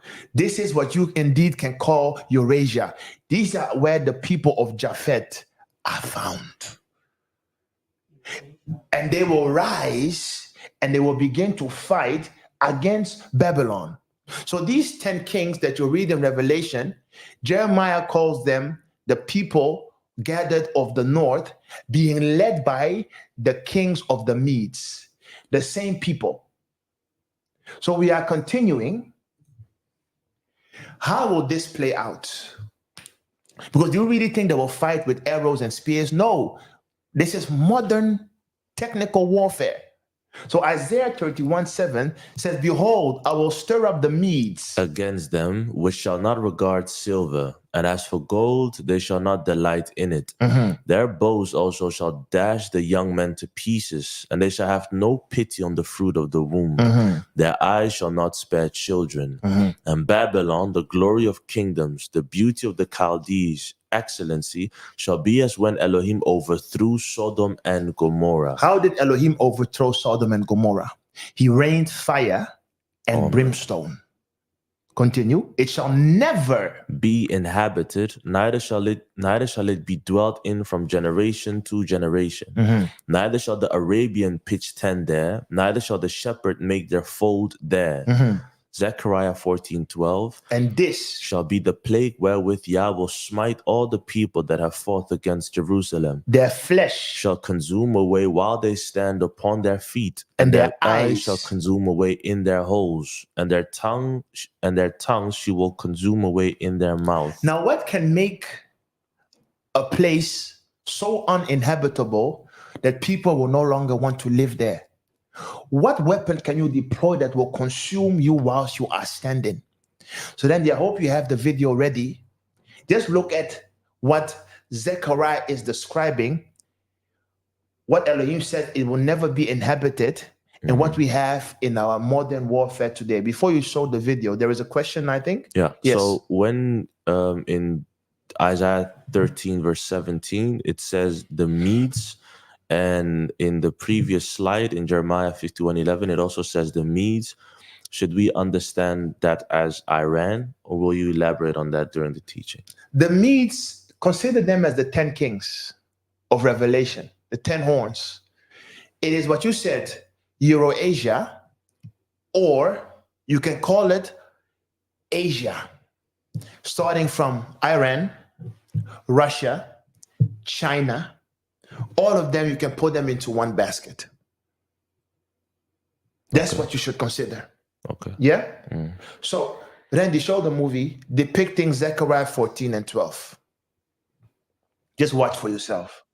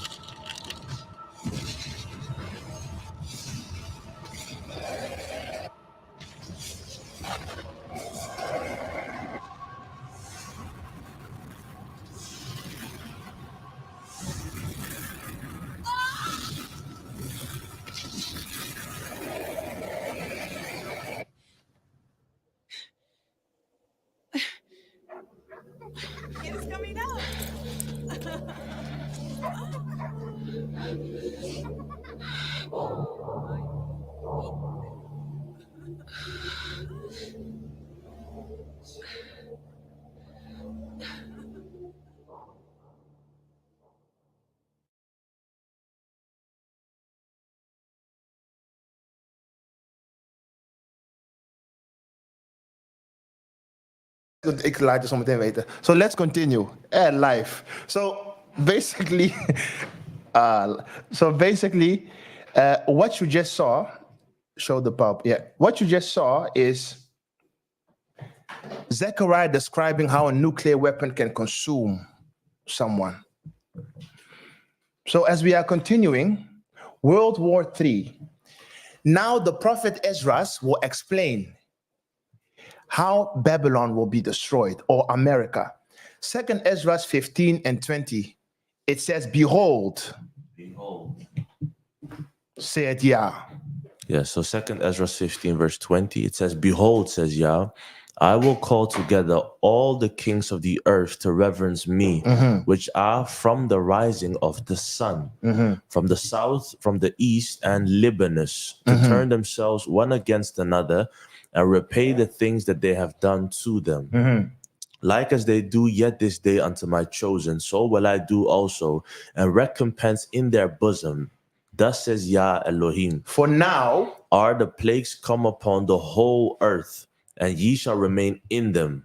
For Yah shall not deliver you, because you have sinned against him. Behold, a horrible vision, and the appearance thereof from the east, where the nations of the dragons of Arabia shall come out with many chariots. Meaning the people of Iran, meaning the people of the Medes. They will come out with many weapons, and the multitude of them shall be carried as the wind upon earth, that all they which hear them may fear and tremble. On your right, you see the nations of the east. So as we are continuing, it says in verse 30, also the Carmanians. Raging in wrath shall go forth as the wild boars of the wood, and with great power shall they come and join battle with them, and shall waste a portion of the land of the Assyrians. This is all happening in the Middle East. So there will be upheaval in the Middle East that will cause the people to arise. And we all know that the strongest force in the Middle East, except for Israel, don't count them as the Middle East because they are part of the West. So the Iranians and the people that are working with them, they will rise up in anger and wrath. And then shall the dragons have the upper hand, remembering their nature. And if they shall turn themselves, conspiring together in great power to persecute them, and they will begin to smite one upon another, and they shall smite down a great multitude of stars upon the earth, even their own star. And blood shall be from the sword unto the belly. And with this sword or with this star, they will go steadfastly unto Babylon, and they will make her afraid. Verse 44, they will come to her and besiege her, the star and all wrath shall they pour out upon her. And then will the dust and smoke go up into heaven. And all they be that be about her shall bewail her. Now you see the mushroom cloud on the right. You see how the east will retaliate, and they will go to Babylon and they will utterly consume Babylon. America will be destroyed by the armies of the East, as mentioned in Revelations 16, 17, 18, Isaiah 13, Jeremiah. All the prophets have seen it. God the seer, all of them have seen it. How Babylon, the US, they must be destroyed for the evil they have done in the world and against the people of the Holy Covenant. And this is not a joking matter. This is where men ought to begin to wail and ought to begin to realize how the world we are living in is but a fantasy. There is a reason why all these nations are making nuclear weapons. They will be used. They will be used. So as we are continuing, let's now look at how the plagues and the woes of Revelation are being illustrated. Because you have to realize a prophet sitting in the old ages. Why is he speaking about weapons, but he's talking about stars? Because a nuclear weapon, when it falls, it looks like a falling star. And then when it ascends, you see the mushroom cloud. So what the prophets was describing and what Zechariah was describing and what Ezra was describing, these are all nuclear fallouts, nuclear weapons. Now look at the illustration of the plagues and woes of Revelation done by this author, and then we will continue. Yes. Chapter 9. And the fifth angel sounded, and I saw a star fall from heaven unto the earth, and to him was given the key of the bottomless pit. And he opened the bottomless pit, and there arose a smoke out of the pit, as the smoke of a great furnace. And the sun and the air were darkened by reason of the smoke of the pit. And there came out of the smoke locusts upon the earth, and unto them was given power as the scorpions of the earth have power. And it was commanded them that they should not hurt the grass of the earth, neither any green thing, neither any tree, but only those men which have not the seal of God in their foreheads. And to them it was given that they should not kill them, but that they should be tormented 5 months, and their torment was as the torment of a scorpion when he striketh a man. And in those days shall men seek death, and shall not find it, and shall desire to die, and death shall flee from them. And the shapes of the locusts were like unto horses prepared unto battle, and on their heads were as it were crowns like gold, and their faces were as the faces of men. And they had hair as the hair of women, and their teeth were as the teeth of lions. And they had breastplates as it were breastplates of iron, and the sound of their wings was as the sound of chariots of many horses running to battle. And they had tails like unto scorpions, and there were stings in their tails, and their power was to hurt men 5 months. And they had a king over them, which is the angel of the bottomless pit, whose name in the Hebrew tongue is Abaddon, but in the Greek tongue hath his name Apollyon. One woe is past, and behold, there come 2 woes more hereafter. Yes. So you see how this author is showing you how Revelation is being played out, and he's showing you how the links or the woes and the vials in the book of Revelation, how they will look like in our day and in our time. The prophet describing locusts, because you living 4,000, 3,000 years ago, how would you describe an Apache helicopter? You couldn't. And the funny thing is, out of the Apache helicopter being fired, it brings about fire and brimstone. Brimstone, because how would you describe someone throwing a bullet at you from speed in the sky and it is dropping on the ground and you are seeing it? You would say hails are coming. How would you describe a helicopter in this air shooting bullets on people on the ground? You would say it is hailing. And when it touches or makes impact, it detonates and it explodes. You call it fire and brimstone coming from the sky. How would you describe a rocket being launched in the air? The fire behind it it looks like a star. And when it reaches, it brings about a crater on the ground. And when you look in the crater, depending on the size and the megatons of missile bombs, when the crater impact hits, there is a depth in the ground. And you can't look inside of it because it is dark and there is smoke. So you will call it a bottomless pit. That is how these things work. And the funny thing is, these Apache helicopters, some of them are called Hellfire Apache helicopters, Brimstone Apache.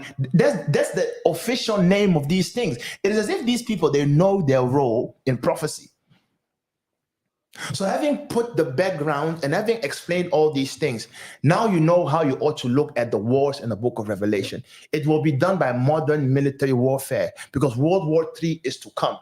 They will no longer fight with lances and guns. No, they will use artificial intelligence. They will use drones. They will use missiles, and they will finish the reserves of nuclear weapons they have built in this world. They will finish it. So Revelation 16, now that you have understanding, we will now read it with our context. Going to Gog and Magog. It's 13:58. In 30 minutes, I will finish. So Revelation 16:1. And I heard a great voice out of the temple saying to the 7 angels, I hope I will finish.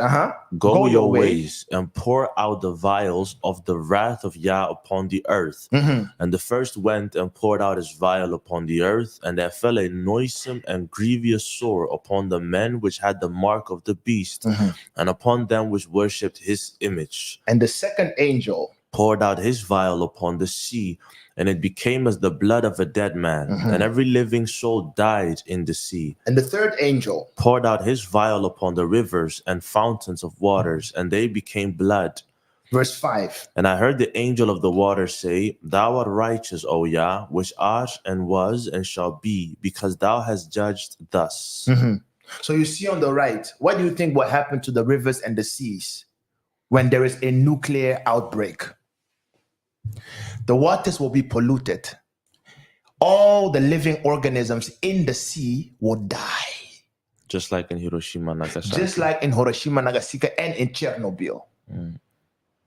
It will bring about a disease and a plague and a devastation. So the plagues of Elohim, when he releases a plague or when he releases a vial, an angel incites a man to do madness. So one vial and Putin snaps and he pushes a button and somewhere, somehow people are dying because of a nuclear bomb.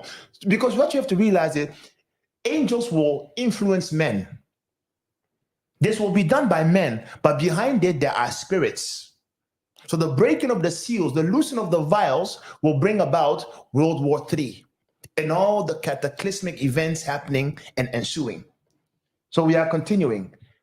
Verse 6, for they have shed the blood of saints and prophets, and thou hast given them blood to drink, for they are worthy. So the angel is saying, Elohim, these things are happening to the world because you are punishing the world for their evil. Verse 7, and I heard another out of the altar say, even so, Yahuwah El Shaddai, true and righteous are thy judgments. And the fourth angel poured out his vial upon the sun, and power was given unto him to scorch men with fire. And men were scorched with great heat, and blasphemed the name of Elohim, which had power over these plagues, and they repented not to give him glory. And the fifth angel poured out his vial upon the seat of the beast, and his kingdoms was full of darkness, and they gnawed their tongues for pain, and blasphemed the name of Elohim of heaven because of their pains and their sores, and repented not of their deeds. Exactly. So people are reading this and they're like, what does this mean? Fire will come from heaven. No. Just watch this video and look at what happens to the world when there is a nuclear fallout. And then you will begin to understand all of the signs that are given in Revelation that are simply the impact of a nuclear fallout. So Randy, play this video for us, please. This is a scenario of a nuclear war between the US and Russia and how this would look like. Yes. What would happen if there was a full-scale nuclear war between Russia and the United States? Based on non-classified data, the aftermath might go something like this. When one side launches nuclear missiles, the other side detects them and fires back before impact. U.S. submarine-launched ballistic missiles from west of Norway start striking Russia after about 10 minutes, and Russian ones from north of Canada start hitting the U.S. a few minutes later. The very first strikes are high-altitude EMP attacks, frying electronics and power grids by creating an electromagnetic pulse of tens of thousands of volts per meter. The next strikes target command and control, as well as nuclear launch facilities. Land-based intercontinental ballistic missiles take about half an hour to arrive. Major cities are targeted, both because they contain military facilities and to stymie the enemy's post-war recovery.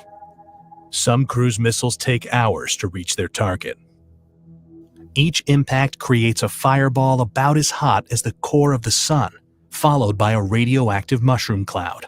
These intense explosions vaporize people nearby and cause fires and blindness further away.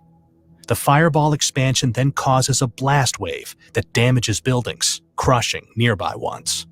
The United Kingdom and France have nuclear capabilities and are obliged by NATO's Article 5 to defend the US. So Russia hits them too.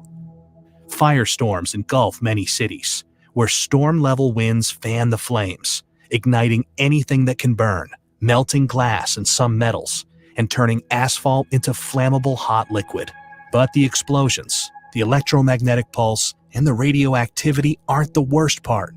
Nuclear winter is, caused by the black carbon smoke from the nuclear firestorms. The Hiroshima atomic bomb caused such a firestorm, but today's hydrogen bombs are much more powerful.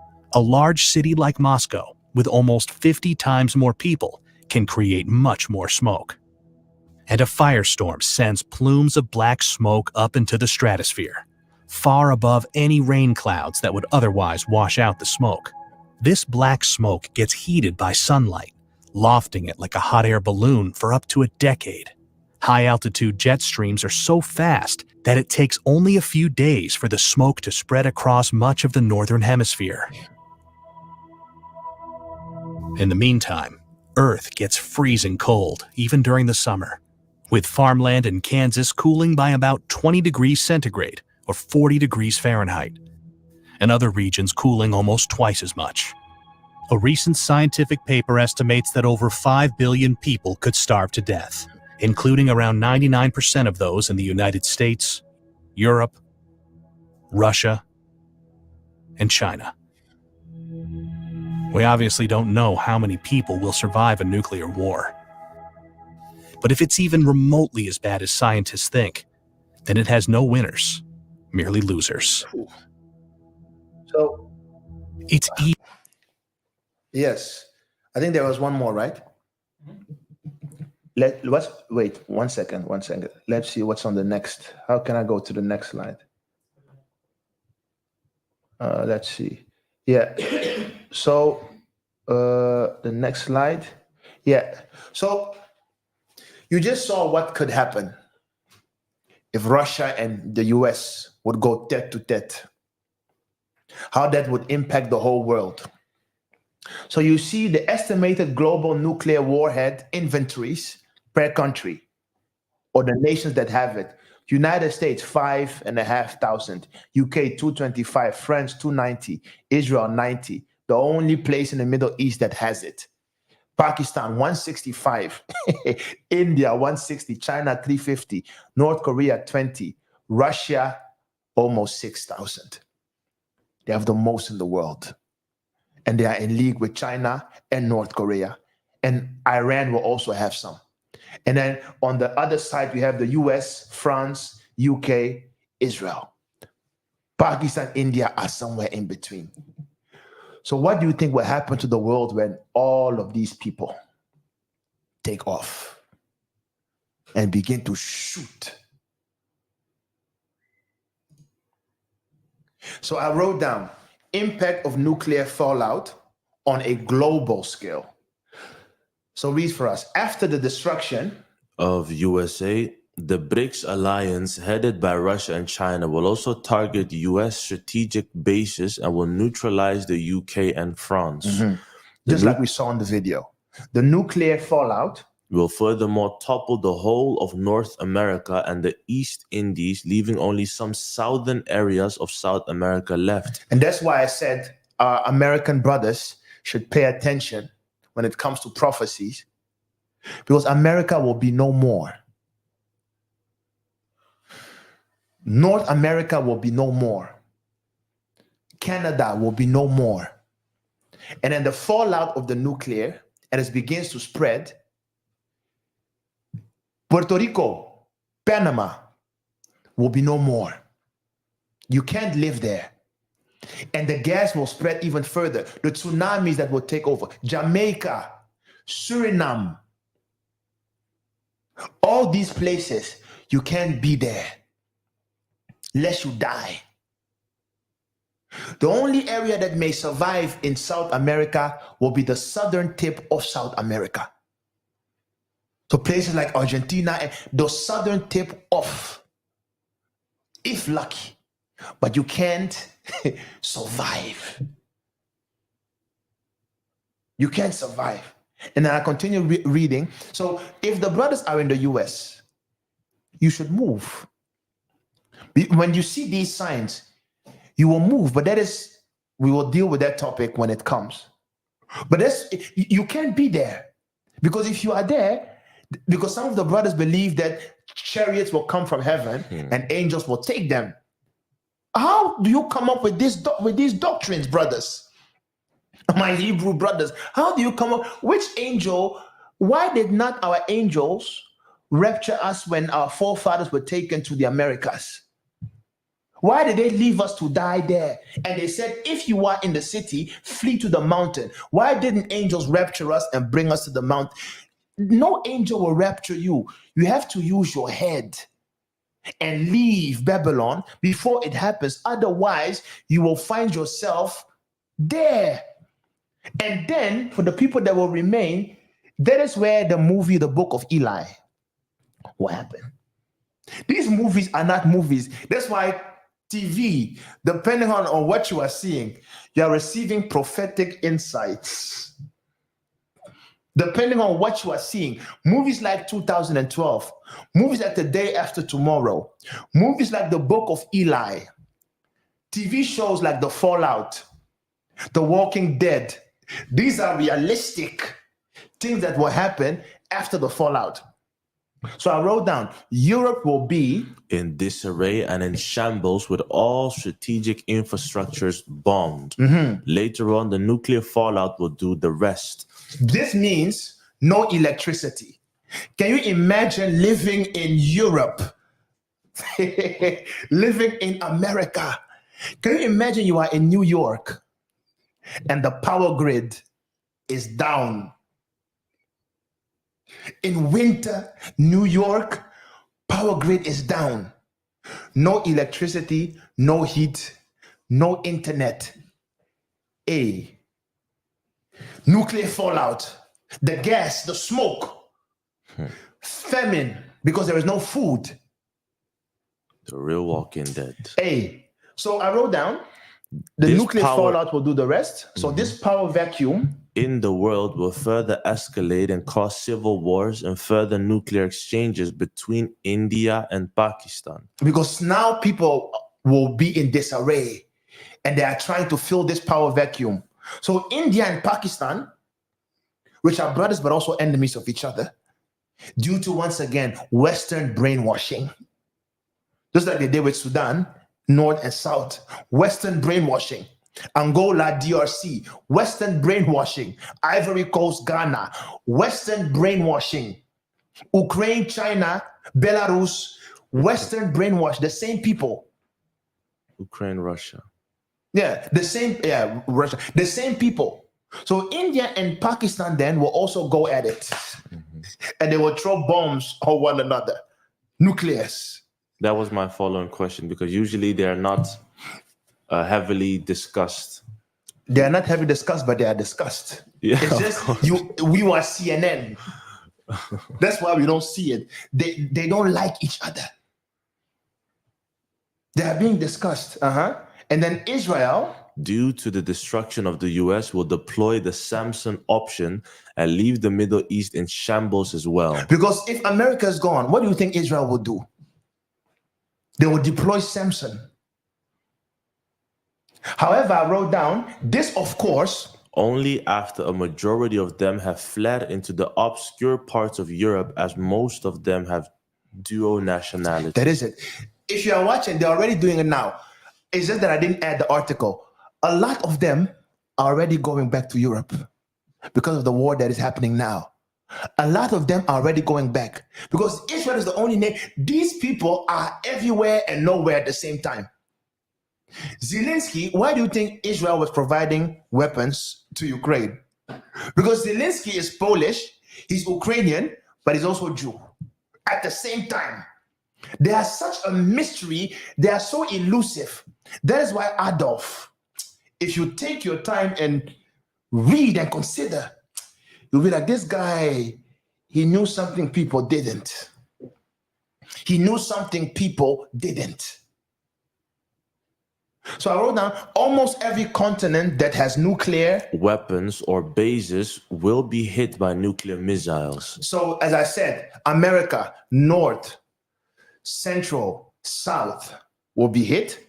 Europe, will be hit because the United States, as I said, when Russia begins to attack and Iran and stuff, they must attack France and they must attack the UK. Because of France and UK, based upon NATO alliance, if you attack one of the nations that are within NATO, they must retaliate. And France and UK in Europe are the strongest. And Germany. Germany, they were strong, but as I told you, because of what happened with Hitler, they are now emotionally strangled. They are held captive. Germany cannot move because they feel so guilty.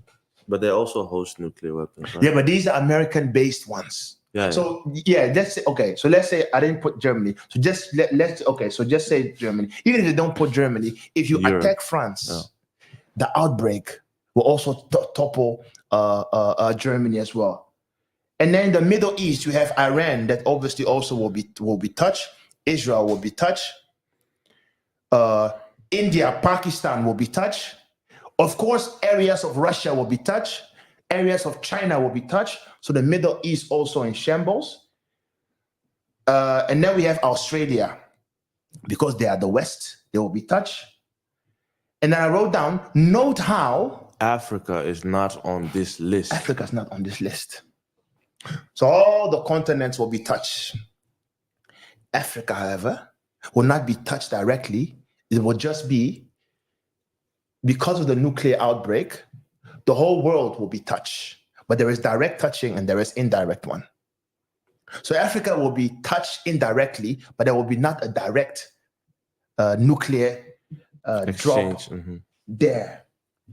So the 9 nations capable of destroying the world, Russia, United States, China, France, UK, Pakistan, India, Israel, all of them will drop the bombs.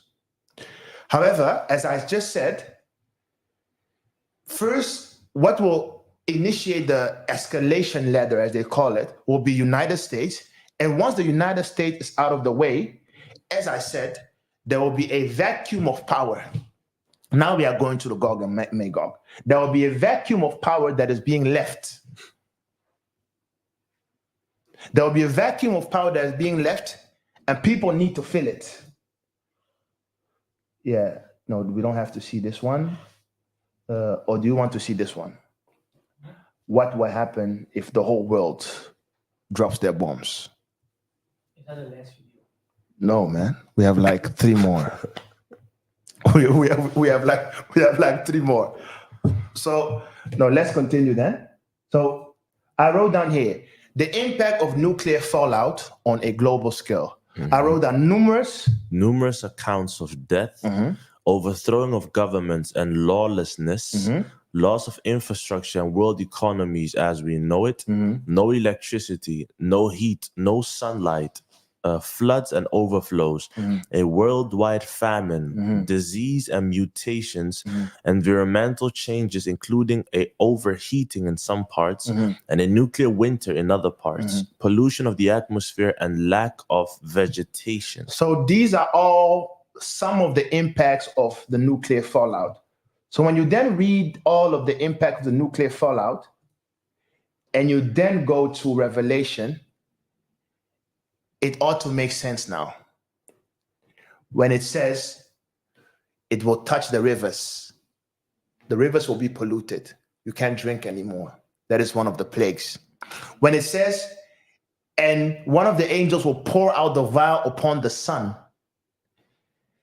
this simply means that once the nuclear bombs have been dropped, before the nuclear winter comes, there will first be a heat.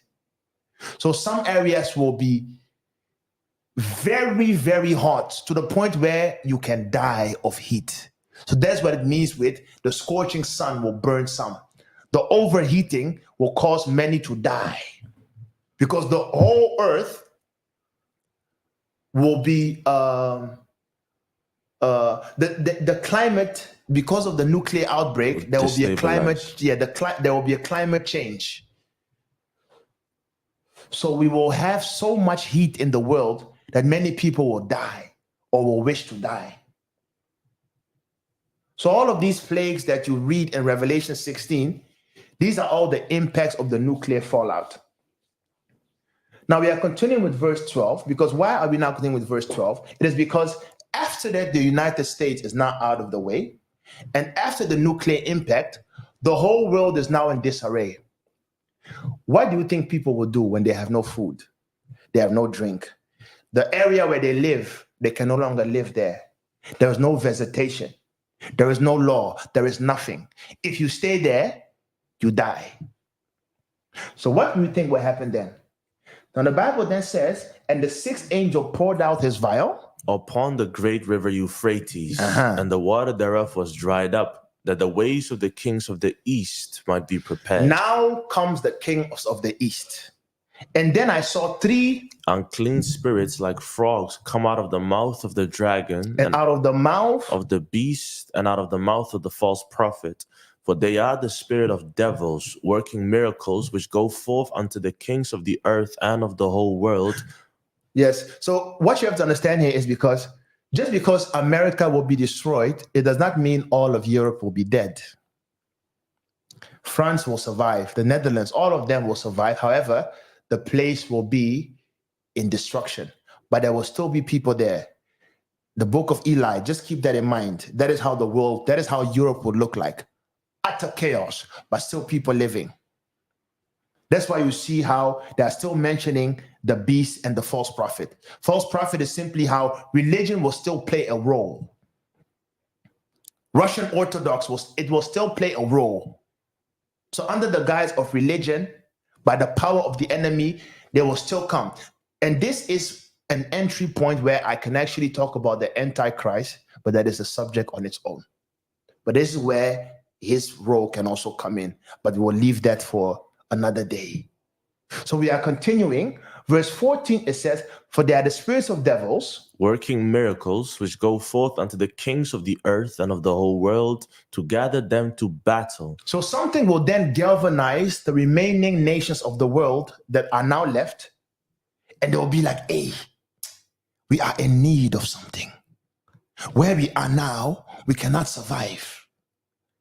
So you must gather and go to that place, that continent, where even though there is nuclear outbreak, somehow the people there are in a conducive area because I will get there when I get there. And then the Messiah says, behold, I come as a thief. Blessed is he that watcheth and keeps his garment, lest he walk naked and they see his shame. Now he's warning people to be very careful now, because this is where this deception will come in. So he's saying, be very careful, even after this outbreak. 16, and then he gathered them together into a place called in the Hebrew tongue Armageddon. Armageddon. Now we get there. Armageddon happens after the destruction of America, when the world is in shambles, when the world has bombed itself, and now they are picking up the pieces, and now comes the rise of the final remaining kingdom on this earth before the Messiah comes. And that final remaining kingdom, some call it Armageddon, some call it Gog and Magog. Let's read this entry about the kings of the East, or Gog and Magog, from a book called the Book of the Bee, chapter 54. Read it quick, please. When Alexander was king and had subdued countries and cities and had arrived in the East, he saw on the confines of the East those men who are of the children of Japhet. They were more wicked and unclean than all other dwellers in the world, filthy peoples of hideous appearance, who ate mice and the creeping things of the earth, and snakes and scorpions. They never buried the bodies of their dead, and they ate as dainties the children which women aborted and the afterbirth. People ignorant of God and unacquainted with the power of reason, but who lived in this world without understanding, like ravening beasts. Then he built in front of them a strong building, and be made for it a door of brass, and anointed it within and without with oil of the snake teeth, so that if they should bring iron or implements near it to force it open, they would be unable to move it. And if they wished to melt it with fire, it would quench it, and it feared neither the operations of devils nor of sorcerers, and was not to be overcome by them. Now there were 22 kingdoms imprisoned within the northern gate, and their names are these: Gog, Magog, Naval, Ashkenaz, Denafar, Pakiate, etc., etc. Exactly. So this is a snippet from the Book of the Bee, and it is continuing. At the end of the world, and at the final consummation, when men are eating and drinking and marrying wives, and women are given to husbands, when they are planting vineyards and building buildings, and there is neither wicked man nor adversary, on account of the assured tranquility and certain peace, suddenly the gates of the north shall be opened, and the host of the nations that are imprisoned there shall go forth. The whole earth shall tremble before them, and men shall flee and take refuge in the mountains and in caves and in burial places and in clefts of the earth. and they shall die of hunger, and there will be none to bury them, by reason of the multitude of afflictions which they will make men suffer. They will eat the flesh of men and drink the blood of animals. They will devour the creeping things of the earth and hunt for serpents and scorpions and reptiles that shoot out venom and eat them. They will eat dead dogs and cats and the abortions of women with the afterbirth. They will give mothers the bodies of their children to cook, and they will eat them before them without shame. They will destroy the earth, and there will be none able to stand before them. After 1 week of that sore affliction, they will all be destroyed in the plain of Joppa. For thither will all those people be gathered together, with their wives and their sons and their daughters, and by the command of God, one of the hosts of the angels will descend and will destroy them in one moment. So these are the people of Gog and Magog for you. They are the ones that will come from the Caucasus Mountains, the areas of Russia, the people of the Medes. They are the ones who you guys call Neanderthals. So this is how it is being linked with ancient prophecy, because the cruelty with which they will not only smite each other, but they will try to take over the world, it will be something that human beings cannot do. So as we are continuing with this Gog and Magog, Ezekiel 38:1, it says, and the word of Yah came unto me, saying, Son of man, set thy face against Gog, the land of Magog, the prince of Rosh, Meshech, and Tubal, and prophesy against him, and say, thus says the sovereign Yah, behold, I am against thee, O Gog, the chief prince of Meshech and Tubal. Meshech is just an ancient word for Moscow.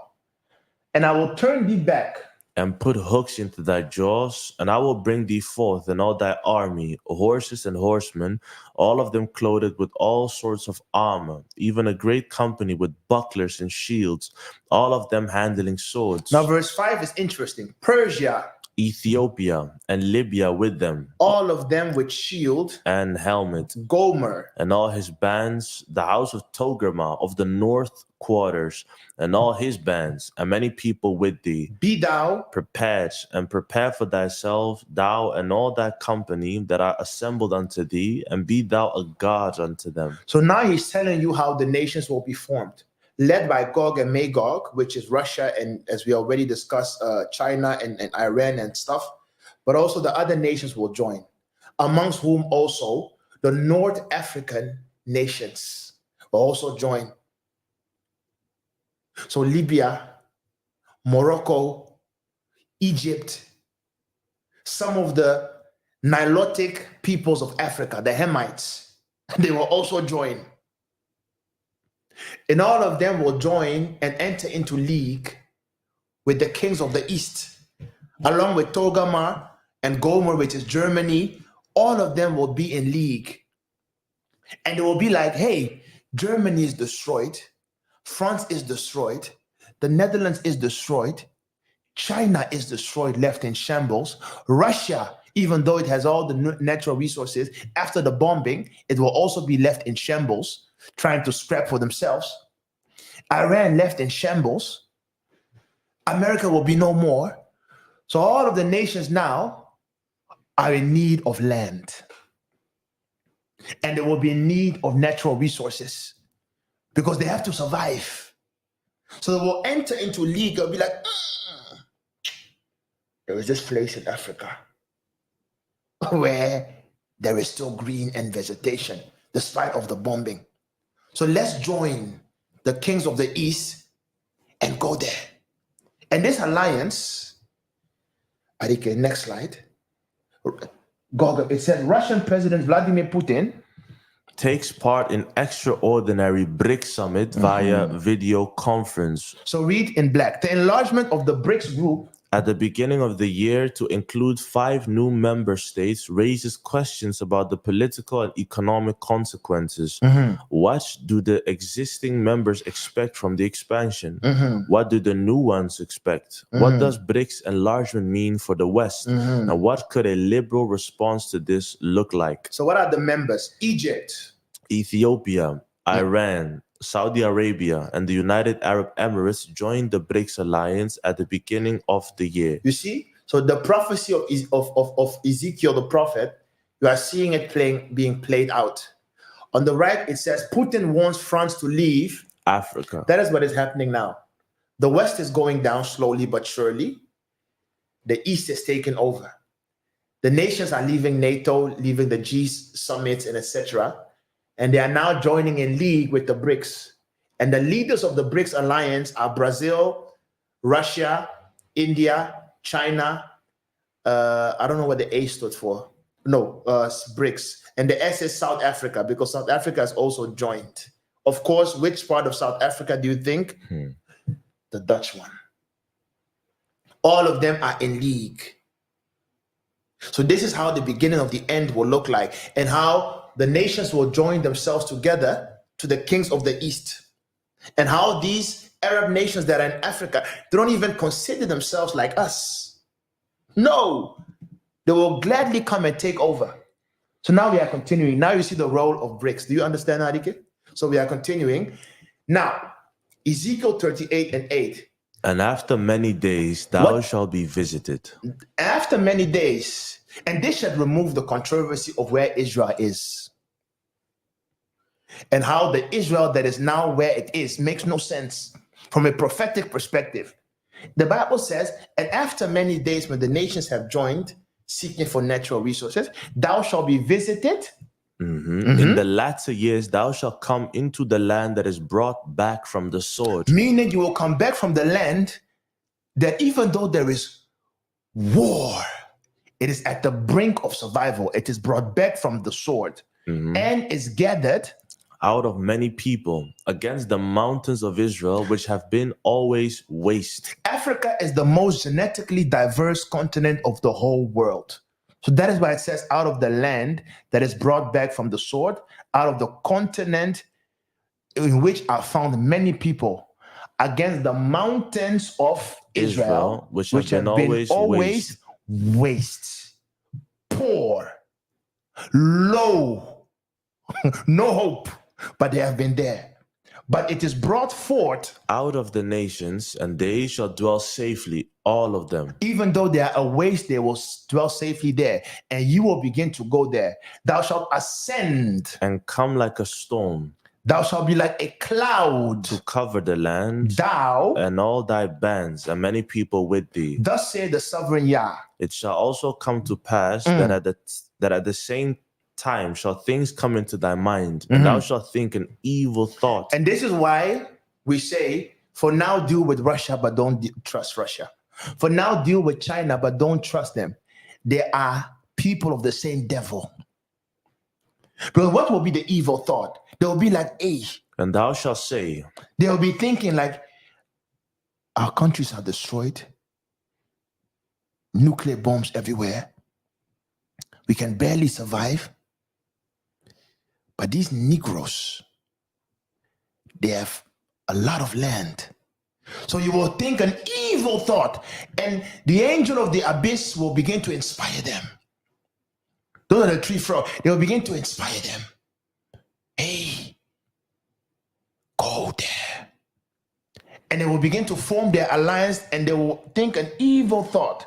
And thou shalt say, I will now go up to the land of unwalled villages, and I will go to them that are at rest, that dwell safely, all of them dwelling without walls and having neither bars nor gates. Because Russia and China and all of them will look, they'll be like, hey, we have weapons. We still have some nuclear arsenals left. We have all this we have all these things. And look at these savage Africans. Look at these Bantus. For years, even now that we have nuclear stuff, we are still more advanced than these people. They have nothing. So let's go to the land of unwalled villages, meaning they have no defense. Let's go to the people that are in waste. They have nothing.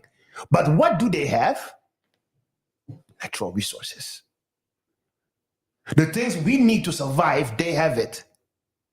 And they have no one to defend them. So let's go. And then the Arabs and stuff, they will join them. Be like, yeah, good idea. Because of course, because nuclear outbreak, lands like Morocco, because they are close to the ocean, they will also be hit. So therefore, the north of Africa will also be down. The only place where they will still be living and life and a place where at least you can live, sub-Saharan Africa. So all of these people of the East, North Africa, they will gather and they will begin to come with the intention to come against the cities of unwalled villages. Now look at your picture on the right. Do you think this is Africa? This is Israel. You see the walls? You see walls? This is Israel for you. So how can these people make up the promised land and fulfill that prophecy? Which makes no sense. But if you go to the next slide, these are the unwalled villages of the Bantu Israelites. Do you see it? Do you see how hopeless? Only Elohim can love us because we are worthless. Can you imagine this? We are living in 2024. People are still living how they live on the right. Does this make sense to you? But they are living, and Elohim knows them and he cares for them. Look at the right. Cities crowded with people. No walls, no infrastructure. They are just walking, some even barefoot. They are just living. That country there, it can be DRC or maybe Cameroon. They have no military. I'm telling you, Randy, they have no military, these people. So if you want to come against the unwalled villages of the Bantu Israelite, this is what it looks like. And this is where Russia and the BRICS will go. Are you seeing prophecy? These Israelis cannot be this because they are not defenseless. But we are. We are. This is how Israel looks like. You see the walls? They can be defended. And at this time around, they will be bombed anyway, so it makes no sense. So you see the walled cities of Ashkenazi Jewish people versus the unwalled villages of the Bantu Israelites. That is something for you to ponder. And as we are continuing, let's look at the other part of the prophecy. He says he will go there to the unwalled villages, verse 12, to take a spoil and to take a prey, to turn thine hand upon the desolate places that are now inhabited, and upon the people that are gathered out of the nations, which have gotten cattle and goods that dwell in the midst of the land. Sheba and Dedan, and the merchant of Tarshish, with all the young lions thereof, shall come unto thee. And they will say, and they shall say unto thee, art thou come to take a spoil? Hast thou gathered thy company to take a prey, to carry away silver and gold, to take away cattle and goods, to take a great spoil? Therefore, son of man, prophesy and say unto Gog, thus says the sovereign Yah, in that day when my people of Israel dwell safely, shalt thou not know it. And thou shalt come from thy place out of the north parts, thou and many peoples with thee, all of them riding upon horses, a great company and a mighty army. And I will come up. And thou shalt come up against my people Israel as a cloud to cover the land. It shall be in the latter days, and I will bring thee against my land, that the heathen may know me when I shall be sanctified in thee. So argument 1 was the unwalled villages. Argument 2 is, what spoil can you take from Israel? That's argument number 2. I asked Google, what makes Israel so rich? What did it say? Israel has a technologically advanced market economy. Is that a spoil? After the bombs are dropped, there is no technology. So it makes no sense. With cut diamonds, meaning not the rough one. Rough one comes from the ground. Cut is they take it from a land, bring it there, and they cut it. It's not theirs. High technology equipment and pharmaceuticals among its major exports. It doesn't say natural. So what they ship is cut diamonds and technology. What does that even mean? After the bombing, the country is very highly developed in terms of life expectancy, education, blah, blah, blah, blah, blah. So there is no spoil to take. Now look at Africa. Africa has the richest concentration of natural resources, such as oil. You think you don't need oil after nuclear outbreak? Second, copper. Third, diamonds. Fourth, bauxite, lithium, gold, hardwood forest, and tropical fruits. You think you don't need forests after a nuclear outbreak? You think you don't need fruit? It is estimated that 30% of the Earth's mineral resources are found in the African continent. So let me ask you the question again, people. Would it make sense for the BRICS alliance to go to where Israel is now? To take what spoil? And can you imagine Russia, China, because when the bombs are being dropped, it will kill about 1/3 of mankind. Let's say the estimation is we are about 7.5 billion divided by 3. So if 4 billion people are left, for example, and they are coming, your way, how can a nation like Israel have so much that all of these nations will decide to go there and take spoil? You know how small the country is, so it makes no sense.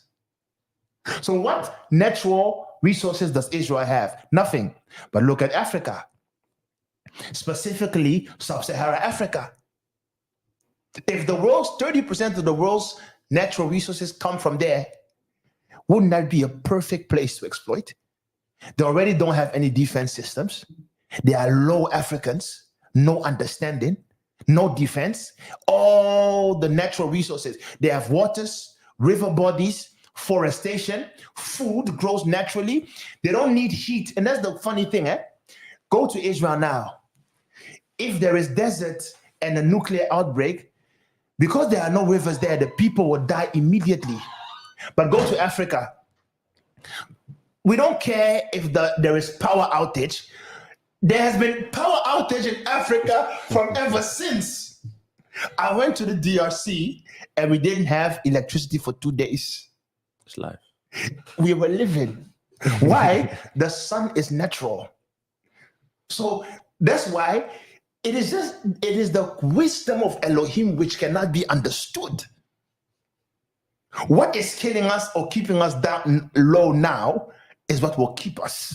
You can't effect on this. You see? So as we are continuing now, that is question number 2, which they cannot answer.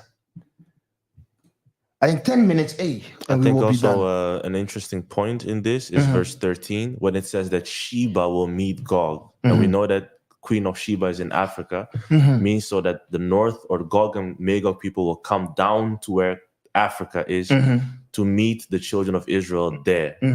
So that's just an interesting point. Good point. So that was question number 2, which they can't answer. And now we are going to question number 3. Look at the size of DRC. For example, one sub-Saharan country. And look at the size of Israel in red. The size of DRC in blue, one sub-Saharan nation, and the size of Israel in red. Now tell me, if an army comes of a conglomerate and a gathering of many nations, they come with their army to you, how will they be able to be in that country? Do you think so many people can fit in Israel? Do you know the population of Israel? Do you know the population of Israel? Can you look it up? Population Israel. 6 million, but let me see. Around. Oh, sorry.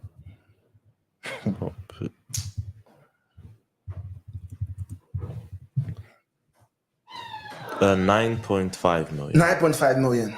DRC alone, population is 90 plus million. Nigeria, 160 plus people. DRC is 99 million. 99. So look at the size of DRC alone. Look at the size of Israel.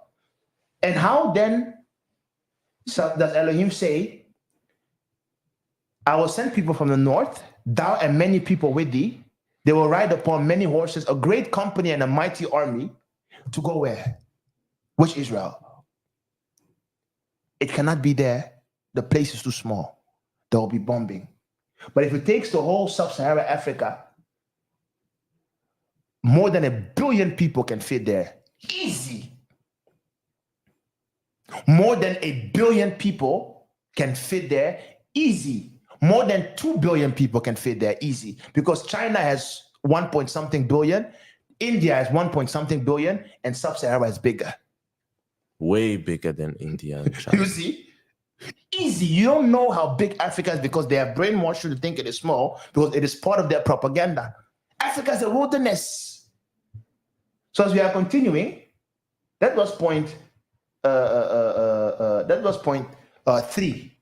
How big? Now let's read Ezekiel 38, verse 16. And I shall come up against my people of Israel. As a cloud to cover the land, it shall be in the latter days, and I will bring thee against my land, that the heathen may know me, when I shall be sanctified in thee, O Gog, before their eyes. In verse 12 of Revelation 16. And the 6th angel poured out his vial upon the great river Euphrates, and the water thereof was dried up, that the way of the king of the east may be prepared. Now you understand the way of the king of the east and with who they will come.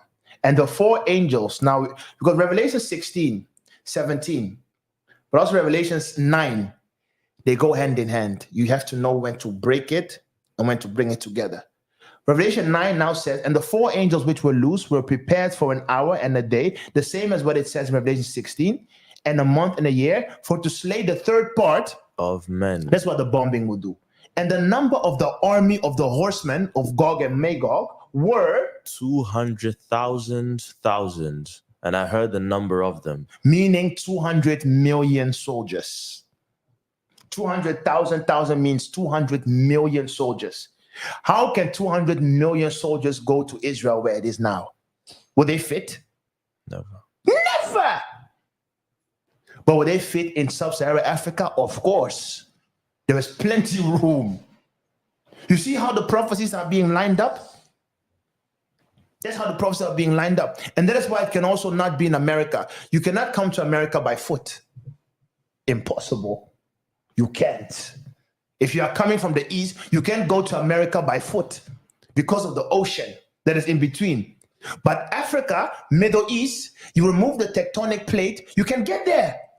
And when Elohim dries up the rivers, what do you think you can now do? You can come by foot, marching, trying to... You see how the prophecy, they must line. And you will never meet Sheba if you go to America. How can you meet Sheba coming from? What place? You can't. Sheba is, you have to go through Middle East, come there. That's where you will find it. So I hope it's clicking now for you to understand. Beyond the rivers of Ethiopia. We will get there. Yeah, because to meet Sheba, you must come beyond, because Ethiopia is Sheba.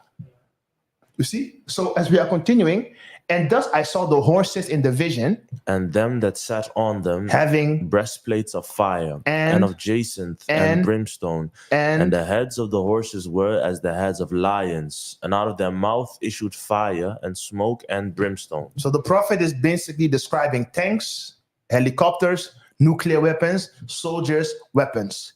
That is what he's describing.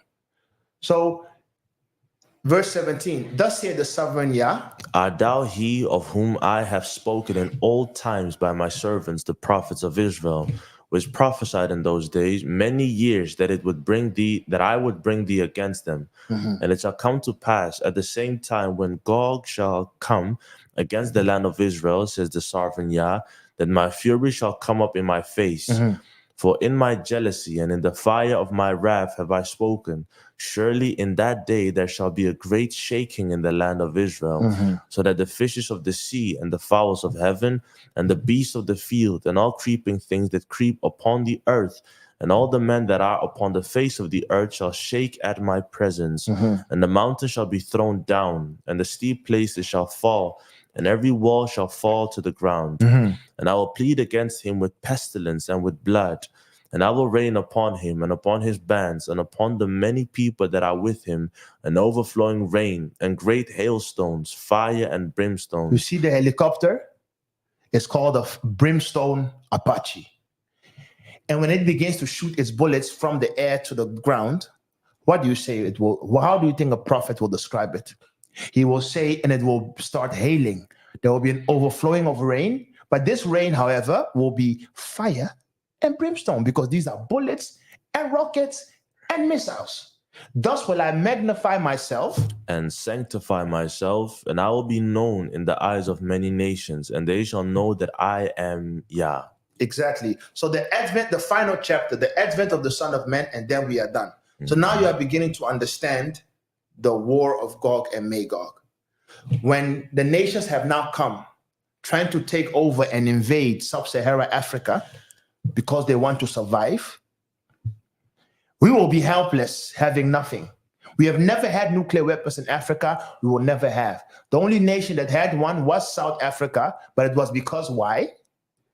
Edom was there. Otherwise, nothing. We have nothing. So when they will come to fight against us, I will explain. Continue reading. Thus said the sovereign Yah, art thou he? Read 2 Ezra 13:49.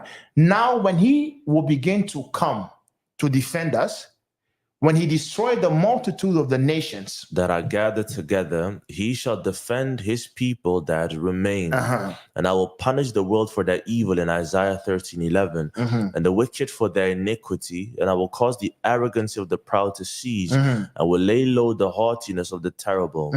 And it shall be as the chased roe, and as a sheep that no man takes up. They shall every man turn to his own people, and flee everyone into his own land. So there will be moving going on. There will be moving going on. But we already explained this, especially when we dealt with how Elohim will gather his people, how we told our brothers that are in the States and stuff, you cannot stay there. You have to make plans. Somewhere down the line, sooner or later, you must come down. But don't come down like Go Black to Africa did, because they will scam you. You must use wisdom, patience, understand the times and seasons. Otherwise, West Africans, in poverty, So they have to survive. So if you come there, they will look at you like a meal ticket. So make plans, but be wise. Because now Go Black to Africa is now in Brazil. So let's continue. So, and it says, where were we? 2 Baruch 29 verse 7. And Yah answered and said to me, that which will happen at that time bears upon the whole earth. Therefore, all who live will notice it. For at that time, I shall only protect those found in this land at that time. And it will happen that when all that which should come to pass in these parts has been accomplished, the anointed one will begin to be revealed. 2 Ezra 13:48. But those that be left behind of that people are they that are found within my borders. Now, this is why we said Elohim will protect only those that are in sub-Saharan Africa, because those are the borders of Elohim. And he's saying, I will only protect that part of the world from this nuclear outbreak. Meaning, that's why Africa has the rainforest. It has all the rivers.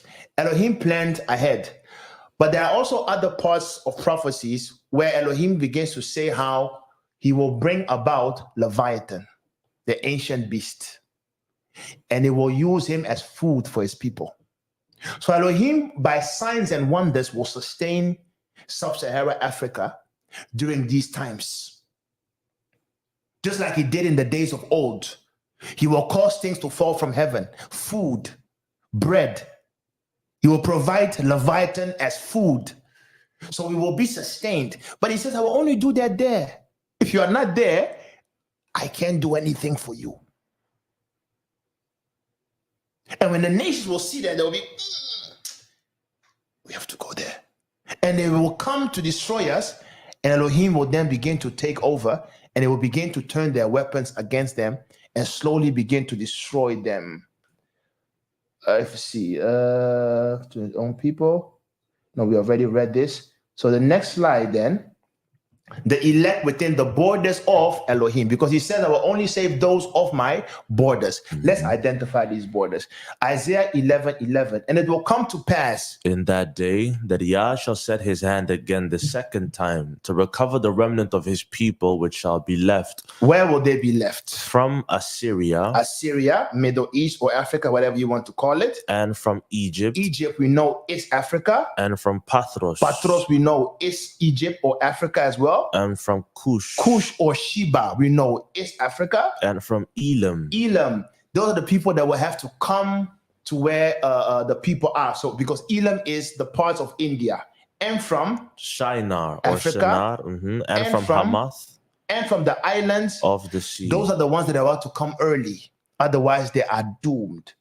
Now, Isaiah 11:15, and Yah shall utterly destroy the tongue of the Egyptian sea, and with his mighty wind shall he shake his stream, shall he shake his hand over the river, and shall smite it into 7 streams, and make men go over dry shod. Once he smites it, the people of India will come, already be in sub-Sahara, but that is also the place that will stay dry for the kings of the east to come. That's the issue. And he says, from beyond the rivers of Ethiopia, my suppliants, even the daughter of my dispersed, shall bring my offering. Those are the borders of Elohim. Now you see how, looking at Egypt, you look at the river Nile, you go through Sudan, South Sudan, you go to DRC, Rwanda, Tanzania, South Africa, Cape of Good Hope. All these areas, those are the borders of Elohim. Those are the areas that will survive the nuclear outbreak, where people can still survive.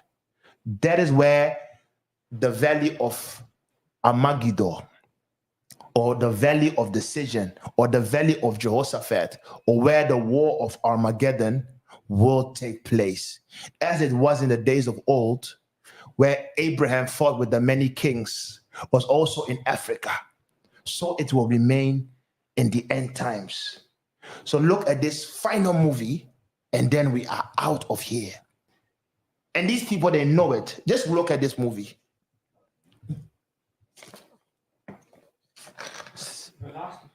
Yes, zet ook ondertiteling. Nee? Hoe heet het? 2012 trailer. Gast. Ik had Sribi.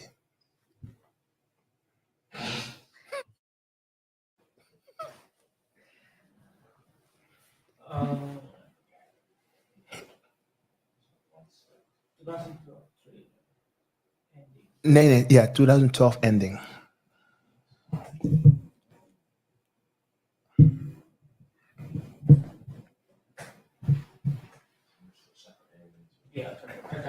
All right.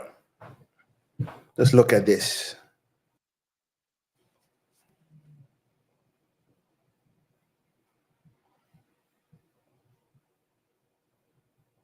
Where have you been all my life?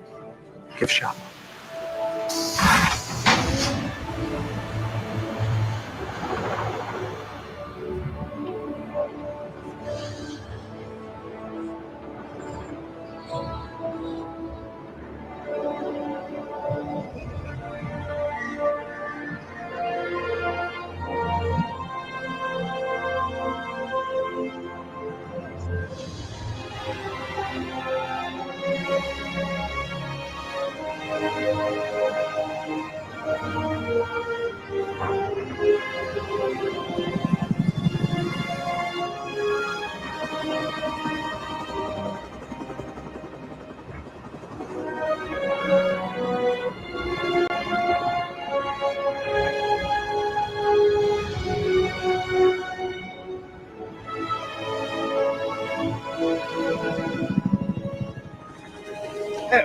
Adrian, excellent. I called because we just got our first satellite feed. The equalization of the oceanic seabeds has not turned out to be as extreme as we expected. The waters are receding much faster than we thought, thank God. And this is hard to believe, but the Himalayas are no longer the roof of the world. It's now the Drakensberg Mountains of KwaZulu-Natal. The entire African continent has risen. Several thousand feet, and it likely never even flooded. That's why they call it the Cape of Good Hope. We've already set course for it.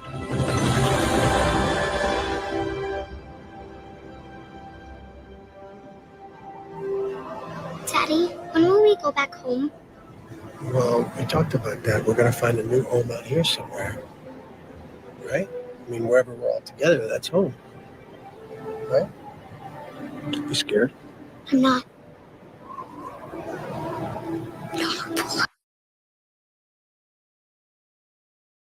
So,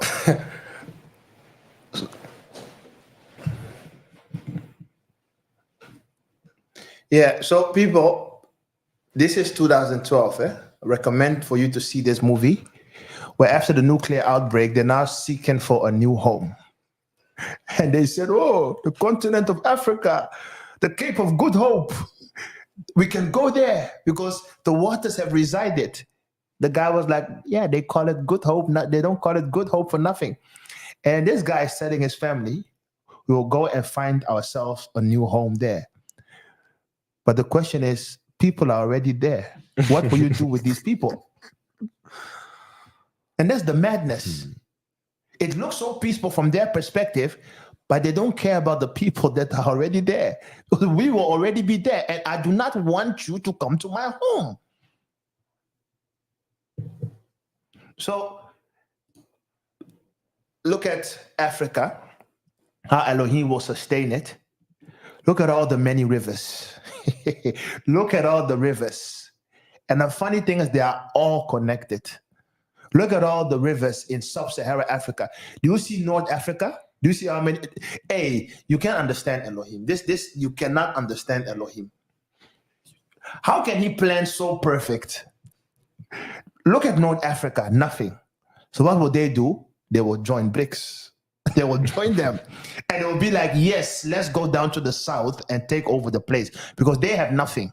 But look at sub-Sahara. And somewhere here is the promised land, in the heart of it all, where Elohim will establish his kingdom. The rivers will sustain us. The rainforest will sustain us because the number one rainforest, which is the Amazon, will be infected. But the pure rainforest of the Congo Basin will remain. It will provide us with oxygen. It will remove some of the intoxications. It will shelter us from the heat, from the cold. The animals that are living there will provide us with food. Elohim will cause fishes to... So we will survive. But it will be a difficult time nonetheless. And many people will suffer. And now we are concluding. And I wrote down, the gathering place of Elohim is sub-Saharan Africa, the unwalled and unprotected Africa, where the people are poor and spoiled, yet sit on gold and natural resources, the land of milk and honey and pure forestation, including a rainforest and numerous river bodies, the only place where the nuclear fallout will have the least impact, even though the rest of the world will be near uninhabitable due to the scorching sun and nuclear winter and poisoning. The strong and untouched forests of sub-Saharan Africa will make sub-Saharan Africa conducive for survival. Hence, the other nations led by Russia and China and the allied forces of North Africa and Europe will try to invade sub-Saharan Africa and destroy the Bantu Israelites. Exactly when all hope seems lost, the Messiah will come to rescue his people and establish his kingdom by destroying the last world superpower. This is the war of Armageddon. Exactly. So in conclusion, Zechariah 12:2. Behold, I will make Jerusalem a cup of trembling unto all the people round about, when they shall be in the siege both against Judah and against Jerusalem. And in that day will I make Jerusalem a burdensome stone for all people. All that burden themselves with it shall be cut in pieces, though all the people of the earth be gathered together against it. In that day shall Yah defend the inhabitants of Jerusalem, and he that is feeble among them at that day shall be as David, and the house of David shall be as Elohim, as the angel of Yah before them. So Micaiah, the angel, will once again reveal himself unto us, and he will grant unto the people that are chosen might and power, so that we will be able to fight those that are coming against us under his leadership and guidance. And it shall come to pass in that day, verse 9, that I will seek to destroy all the nations that come against Jerusalem. And I will pour upon the house of David and upon the inhabitants of Jerusalem the spirit of favor and of supplications. Pure repentance and holiness will be established, because without that, Elohim will not do anything. That is when serious prayers and people will become really serious, because otherwise we will die. And they shall look upon me whom they have pierced, and they shall mourn for him as one mourns for his only son. And she will be in bitterness for him as one that is in bitterness for his daughter. In that day shall there be a great mourning in Jerusalem, as the mourning of Hadad Rimmon in the valley of Megiddo. You see, so they bring you back to Megiddo is Armageddon. So those were the things, and that was the teaching. We took some of your time. May you be blessed. Take your time and listen to it over and over again. And may Yah keep us standing until the next time. Shabbat Shalom.